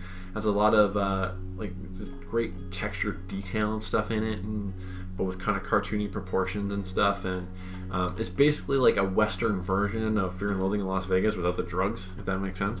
And Ratatouille, another Brad Bird one. I think somebody else was working on it, and then they left the project, and then Brad Bird took over. Ratatouille is it's a really good movie. Also, Patton Oswalt, the lead voice in it, who at that time I don't think on a mainstream level was super well known. So this was kind of like probably a big milestone in his career. I would assume, at least for mainstream, he was definitely respected in the comedy world. The Ren and Stimpy Show, uncut. The first and second seasons. And The Ren and Stimpy Show, the lost episodes. So, I love Ren and Stimpy. Recently found out John Kricfalusi, maybe not the greatest guy, but that cartoon is definitely very influential, for sure. This one is the later cartoons they did. They kind of brought it back, and they leaned much more into the more adult-oriented stuff as well. This one even includes nudity and stuff, which is why they call it Lost Episodes. But yeah, never kind of fun to see them come back, but never quite the same magic as that original show. The Rescuers. This is like, it has some slow parts in it. It could be the pacing could be a bit tighter, but it is it's kind of a cool detective mystery story. I think this had some influence on Great Mouse Detective, or only in that this was successful, so they wanted to do another mouse detective story, I suppose. But yeah, two mice go on a hunt to rescue a kidnapped girl. And here's The Rescuers Down Under. This is the first ever theatrical sequel that Disney ever did. This one is very fast-paced. This one, at least from an entertainment standpoint, this is the better of the two. Saw this in theaters when I was really young as well. Rick and Morty Season 1, Rick and Morty Season 2, and Rick and Morty Season 3. Love Rick and Morty, came late to the party, saw the first season, really liked it, got the second season, then the third season. Haven't gotten the fourth season yet. I noticed it has come out though, so I probably will get it. Road to El Dorado. There's a little bit of film history for you. There's a whole series of movies known as the Road movies, starring Bob Hope and Bing Crosby. And so there's like the Road to Singapore, the Road to Morocco, and stuff like that. And they're these musical comedies about these two buddies just traveling around and stuff happens, right? And this is very much an homage to that. That's why it's called The Road to El Dorado. And it has the two characters are fairly different from Bing Crosby and Bob Hope, but they still have a similar dynamic. And but this gets into more mystical adventure fantasy type stuff as well. But it's I feel like a little known gem that I've been noticing coming up a little bit more often in more recent years. Here is Robin Hood. I really liked Robin Hood, Prince of Thieves with Kevin Costner when it came out, and for a while before that came out on VHS, this was the closest thing I had to rewatching it. So I think we rented this, but also my dad recorded the audio from it, and I would listen to the audio of the movie on road trips and stuff. But yeah, Oodalali. Robots. I haven't seen Robots in a really long time. I saw it in theaters, and then I watched it again when I bought it. I obviously liked it at the time. I don't know for sure if it would hold up in my mind quite the same way. I really liked the character designs, though. I know Robin Williams is really funny in it. So it's definitely one that I think would be worth rewatching, but I don't remember it enough to really comment too much on it. Rock and Rule. Here's another obscure one. Mick Jagger, I think, is a voice in this. It's I need to watch this again. I was aware that it existed. It's an adult-oriented sci-fi movie, animated movie, which naturally right away got my attention there. And mostly done in Canada, I think. Animated by Nelvana, the animation looked pretty smooth, everything I saw, so I was stoked to watch it. Finally got it. Couldn't wait to watch it, so I put it on at like 11:30 at night, which was stupid, and I fell asleep during it. And I need to watch it again, because I feel like I can't really comment on it, but I know that the visuals of it were awesome, and I'm excited to one day sit down with it again. I've just been a bit on the busy side lately. Here is Sausage Party. So Sausage Party beats you over the head with dick jokes for the first 20 minutes. And then it ends in a ridiculous scene that gets old really fast and goes on way too long. In the middle of it, there's a half-decent movie that has commentary on organized religion and stuff. And that middle section gives the movie way more depth than I was ever expecting. Is it a great movie? No. But it's one of those few adult-oriented, R-rated animated movies. This came, which is one of the reasons I got it. This did come out towards the end of that phase where I was basically buying anything that was halfway decent that I saw in theaters. So if it came out now and I saw it tomorrow, even if I don't know if I would buy it the moment it came out on Blu-ray. Yeah, I don't know. I think it's not a great movie, and there's some really moments in it, but it has some stuff that I think gets overlooked. I think they really did themselves a disservice with some of that excessively raunchy stuff in the beginning and end, because it really detracts from, I think, a broader, worthwhile message that they actually had to say. Here is The Secret of Kells. This is by an animation studio called Cartoon Saloon in Ireland, and this is based on Irish mythology. And this one's really cool. It has a really cool graphic style to it that kind of resembles like the kind of Celtic knots and different like illumination effects you'd see in like inside books and stuff like that, including the Book of Kells that this references. And yeah, it's a really well done, interesting, very different kind of animated movie. They have another one that I think just came out that I haven't seen yet called Wolfwalkers, I think it's called, something like that, which is also based on Celtic mythology, so I'm excited to check that one out. Secret of Nim. Rewatched this one not that long ago. This was Don Bluth's first movie. Animation in it still holds up really well today. It's really cool to look at. It's very dark. This packaging does not do it justice as far as the tone of it. The rewatching it more recently, there's definitely some script problems. Like it could have done with some polishing there, maybe a rewrite or two. But it's as an animation fan, I love this movie quite a bit. Shrek.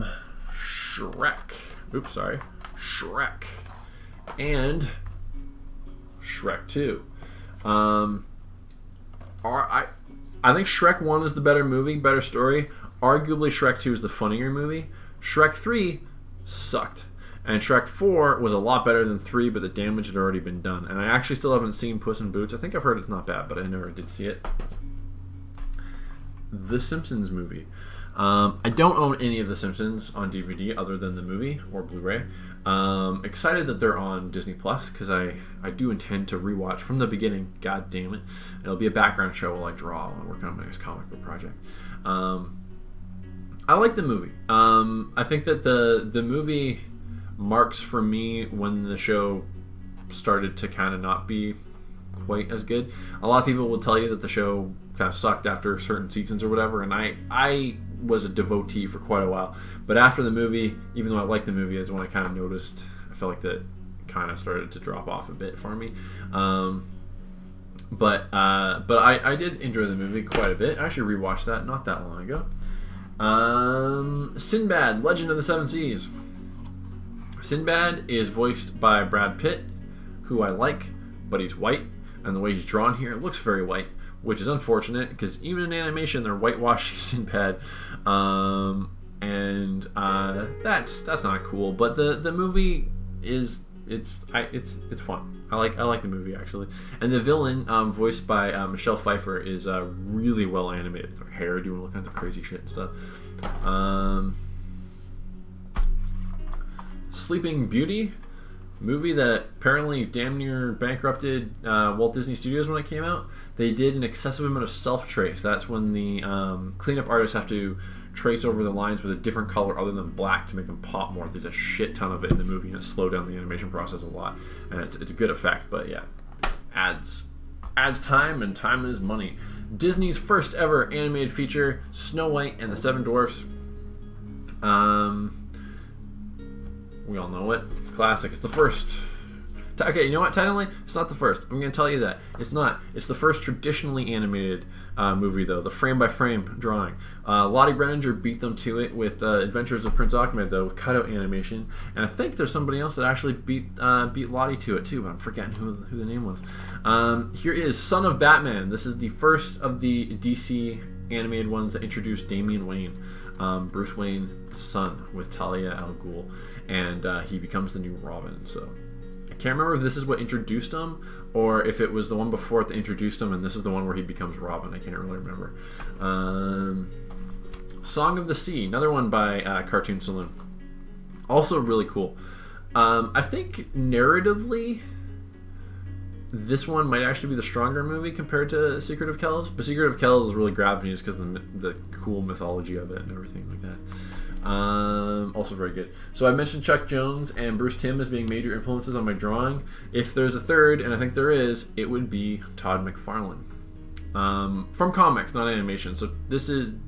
Spawn was created by Todd McFarlane. This is based on his designs. I'm talking more the comics. If you look at my noodly inking and stuff like that I do, that very much comes from Todd. And I always really liked that Todd had this very gritty, realistic, kind of detailed look, but it was also very cartoony at the same time. And so I think that mixed with Chuck Jones and Tim Burton has made my drawing style what it is today.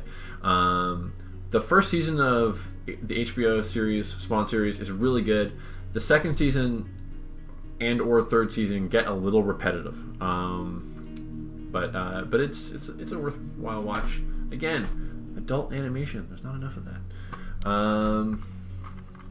Spider-Man Into the Spider-Verse. I don't need to talk too much about this. If you haven't seen it yet, definitely check it out. If you have seen it, you know exactly why it's in here.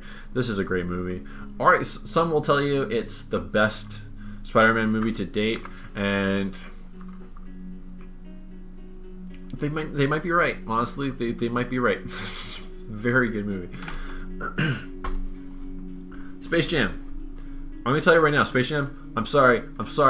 Kill me if you want to, but it's not a good movie. Actually, take back the kill me thing. This is the internet. People are weird. Please don't kill me. But Space Jam, it's not that good of a movie, okay? I have a ton of nostalgia for it. I enjoy watching it. I enjoy rewatching it. I loved it when I was a kid, but it's really, the plot is ridiculous. Michael Jordan can't act. Bill Murray's great in it. Wayne Knight's great in it. Bugs Bunny's great in it. But yeah, I don't know. I would have loved to have seen just plus, it's based on a Nike commercial, for God's sakes. How good could it be? Right? The Looney Tunes were never known for playing basketball. Show me one classic Looney Tunes cartoon where anybody picked up a basketball. A baseball movie would have made more sense if they're going to do a sports movie. But I do enjoy it. All right, I enjoy it, but I enjoy it based on the nostalgia probably more than anything. Spirited Away. If Mononoke wasn't my first Miyazaki one, it was this one. This is maybe my favorite Miyazaki movie. Maybe. First time I watched it because a lot of hype based on it, and I liked it, but I didn't love it. I rewatched it a year or so ago, and actually did love it the second time. So it is really good. Spirit, Stallion of the Cimarron. This is one that took me a while to see. When I did finally see it, it was really good. I remember the trailers being confusing. It was hard to tell what the hell it was about. But this is really good. And also, horses are a bitch to animate. They're a bitch to draw even once, let alone animate them. So, yeah, like, it's a good movie all around, but they deserve credit for that.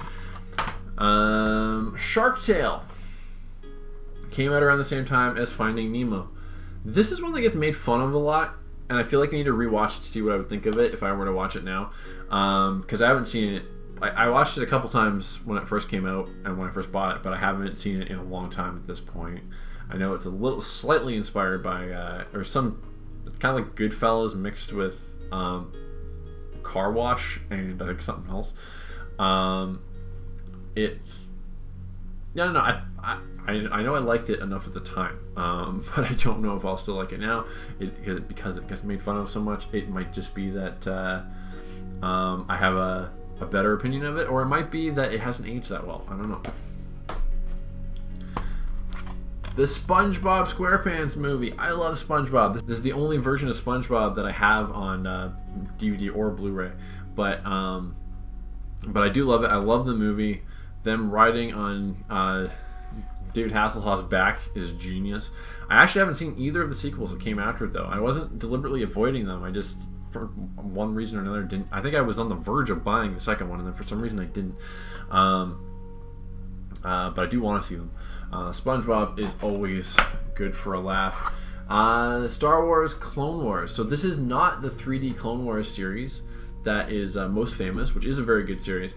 This came before it, though. This was made by Genndy Tartakovsky, who created Samurai Jack, and each episode of these are only, I think, like 5 minutes at the most, and they aired as little interstitials on Cartoon Network, and then they stitch them all together, and you end up with like a movie length show, basically, on DVD, and it's really fun. And the designs that were made by Genndy served as the model reference for the Clone Wars 3D one, which is why they have such distinctive hard edges and stuff in the models, which I was really thought was cool.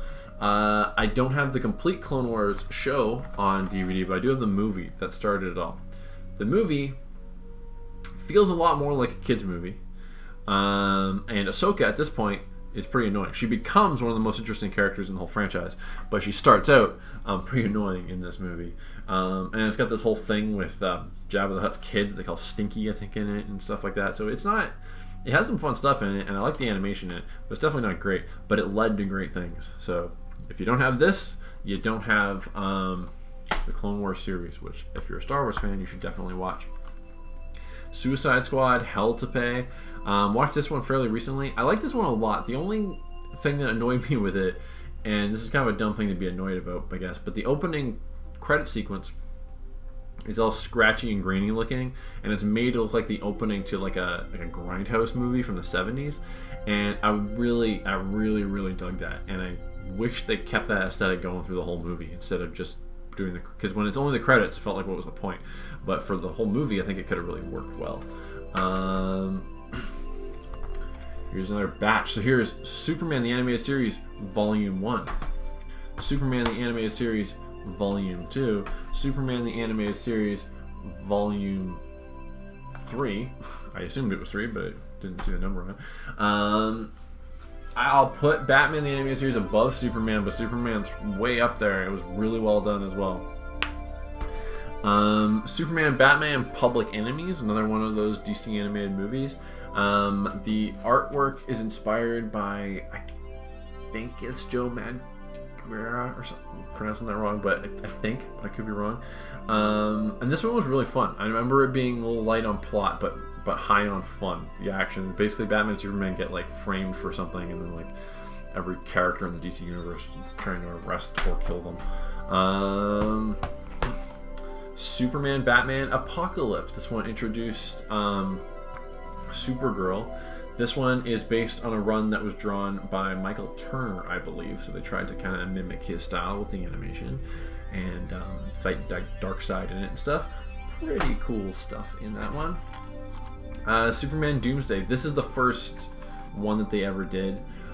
I would say probably the weakest one. They were kind of getting their footing. They weren't sure yet what they were and weren't allowed to get away with in terms of the more adult subject matter and things like that, and violence and such.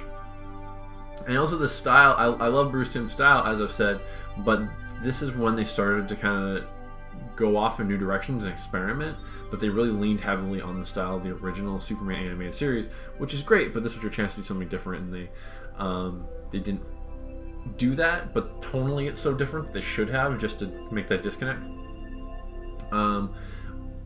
They also changed the Death of Superman storyline a lot, but it's a fun watch. There's cool beat 'em up scenes, if nothing else.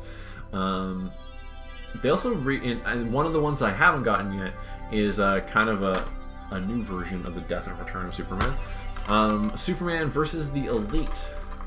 This one's pretty cool. It's he fights. I think it might be based on another Grant Morrison story, but I don't remember.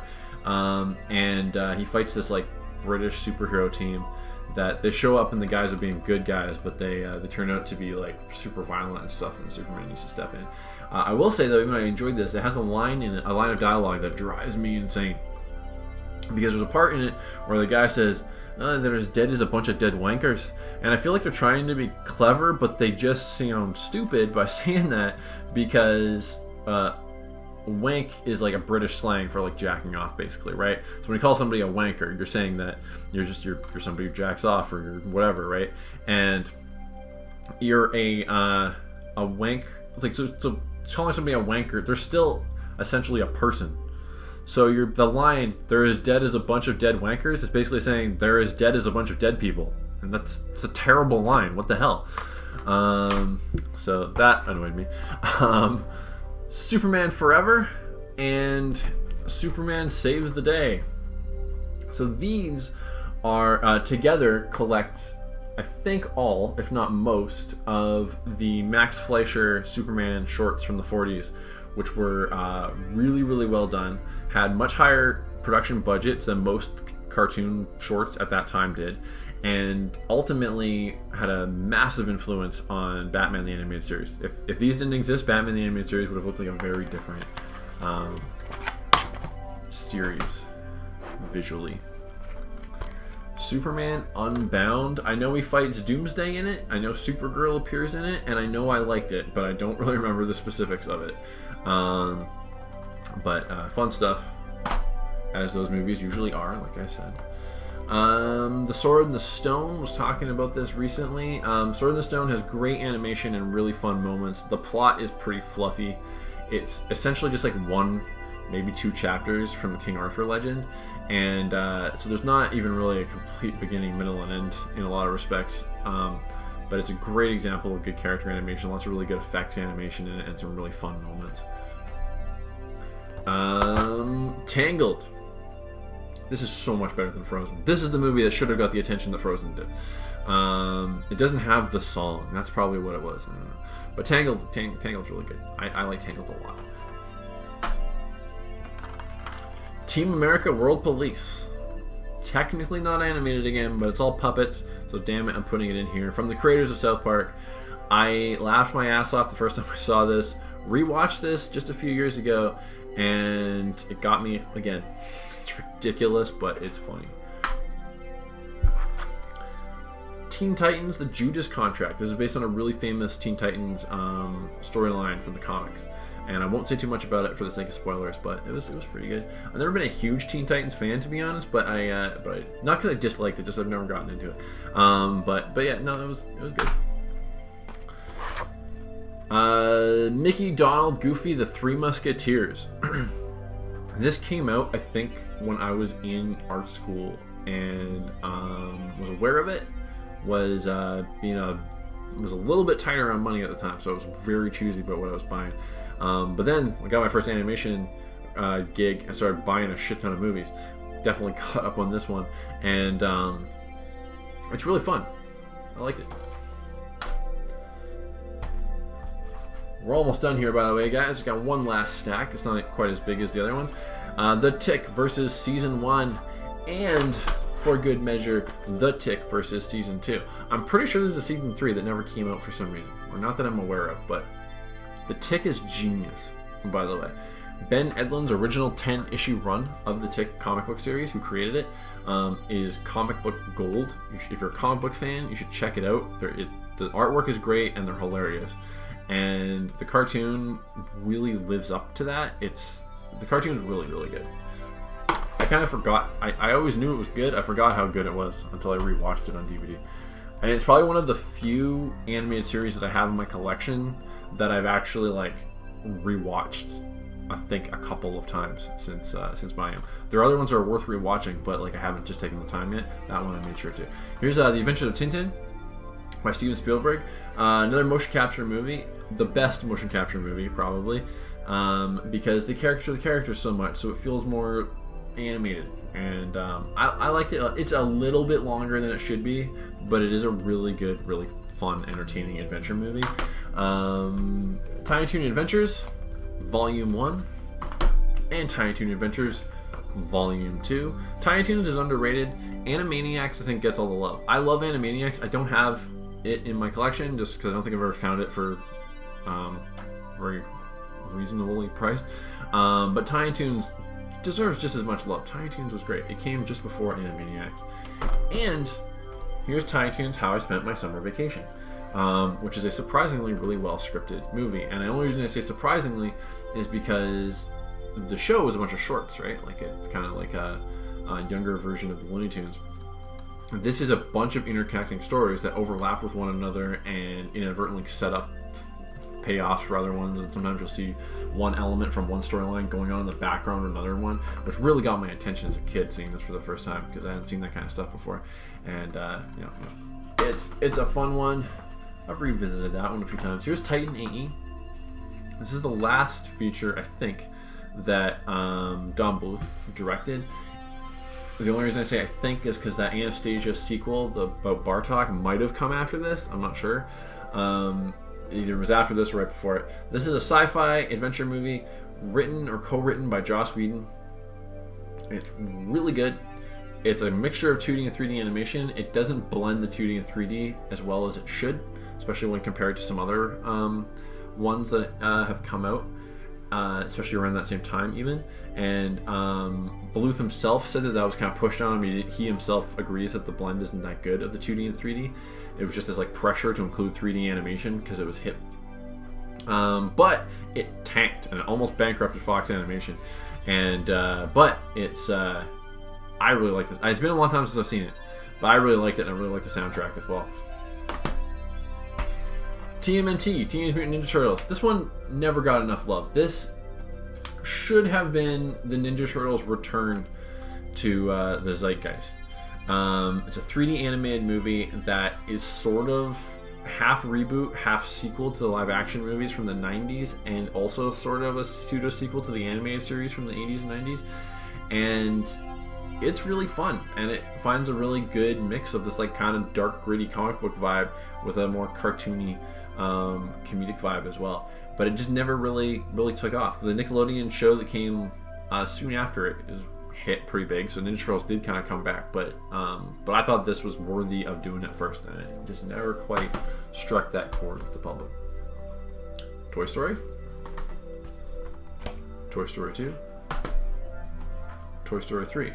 Toy Story was the first 3D animated feature, so any animation collection would be mistaken to not have it. So even if it sucked, I would include it. But you know what? It doesn't suck. It's Toy Story, and it's great. I haven't seen the fourth one yet, though. I was pissed off when they announced they were doing the fourth one because the third one wrapped things up so well. I have heard the fourth one is good, so I definitely will watch it. I just haven't had a chance yet. Tarzan. It's a very good movie, but it's also just a great example of character animation. It's crazy stuff, and also really good integration of 2D and 3D. Speaking of that, Tarzan of the later 2D Disney ones, this and Lilo and Stitch are pretty high on my list. Treasure Planet. That's another one that I think was kind of underrated when it first came out, and it's since found its time. It's a sci-fi reinterpretation of Treasure Island. And also probably the best example, staying on that subject, of 2D and 3D blending in animation.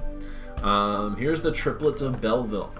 This is the other movie by Sylvain Chomet. This came before The Illusionist, and this is why I thought that movie was going to be so different. So this is about an old woman whose grandson is riding in the Tour de France, and he gets kidnapped by the mob and brought to New York along with a bunch of other riders so their blood can be turned into wine.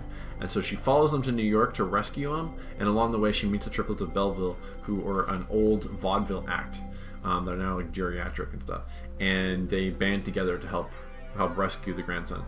It is a really well done animated movie. It's French, but there's only one line of spoken dialogue in the entire thing, so you don't even need to put subtitles on if you don't want to.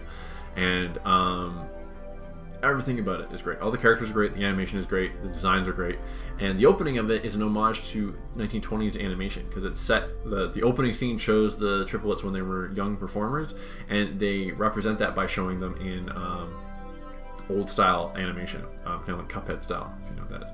And really good stuff. Up. First 5 minutes of Up. If they don't cry, you're a robot. Was not expecting that when I saw Up. Okay, you know what? You don't have to cry, but you have to at least be tempted to cry. I'll give you that leeway. Up's really good. It starts off very dark, very serious, turns into quite a fun adventure. I like Up. Here is Wallace and Gromit, Curse of the Were-Rabbit, and Three Amazing Adventures. And those Three Amazing Adventures would be Grand Day Out, Close Shave, and The Wrong Trousers. I love Wallace and Gromit. Remember discovering them as a kid, and I remember my dad coming in the room just in time to see Wallace laying down track in front of a train as he rides the train, and just busting a gut laughing so much. And one more Wallace and Gromit short, A Matter of Loaf and Death. I've seen the original 3 shorts a lot. I don't think I've seen this one a second time since I bought it, but I know that I liked it. I know that it was like up there in quality. I just because I didn't discover it as a kid when it was easier to rewatch stuff, I haven't gotten to it yet. But Wallace and Gromit's great. Here is WALL-E. Gotta show off the case here. That is much more elaborate than the average one. I remember this being pretty overpriced, to be honest, because some of these discs are completely unnecessary. But it is a good movie. I have rewatched it several times since getting it, so it wasn't a bad buy. And it includes I think like a full-length documentary about Pixar. I think that might be part of why it's so expensive. But WALL-E's great. I argue the first half of WALL-E is much better than the second half. The second half is good, but the first half is awesome. Here's Watership Down. There's actually another animated version of this on Netflix right now. It's like a series that I haven't watched yet, but I want to. I don't remember Watership Down well enough to really comment on this story, and it's one I want to revisit. But I will say it's definitely not for kids. It has cute bunnies in it, but it's not a kids movie. Wizards. It's another Ralph Bakshi movie. This one I saw on TV and wasn't that into it, and then watched it again and liked it a lot more, then watched it again, liked it a lot more as well. So Wizards is a cool sci-fi, post-apocalyptic sci-fi fantasy that I think appreciates with multiple viewing. Wonder Woman, animated Wonder Woman movie. This is really good. This was the first, I think the first time in animation, or at least since the, I think it's the only, I really think it is the first time, the first animated origin of Wonder Woman, I think, and really well told as well. There's a more recent one that they did that is also her origin story, and that kind of annoyed me because like they basically already made this movie. I don't know why are we remaking these of all things. And maybe that one's great in its own right, but this one's very good. This got me excited for a live action Wonder Woman movie. It took them way too long to make that live action movie. But when I saw this, I was like, wow, where is this movie? Who Framed Roger Rabbit? This is a great one, a gem of a movie, you might say. Live action and animation mixed, all about animation and animated movies and animation filmmaking and whatnot. Good stuff. If you haven't seen that one, you should definitely do that. Plus, it's film noir. I'm a huge fan of that. Okay, here we go. Home stretch. X-Men Volume 1. X-Men Volume 2. X-Men Volume 3, X-Men Volume 4, and last but not least, X-Men Volume 5. I think the artwork on all these covers are by Jim Lee. I'm not positive, but I think they are. And this is very high on my all-time animated series list. The animation in the show, compared to like Batman, was not very good, really. Not terrible, but just not great. But the writing in it was awesome. And first show I remember ever watching that was had like serialized storytelling, and that really got my attention. I think Batman got me interested in like the directing side of animation, and X-Men got me interested in the writing side of it. And the Beatles, Yellow Submarine. This isn't as a movie, it's not like the best, but as a piece of nostalgia and trippy psychedelic animation, it is definitely worth a watch. It seems like a mistake not to get this for my animation collection. I'm not the biggest Beatles fan in the world, but I do like them. I'm a classic rock fan in general.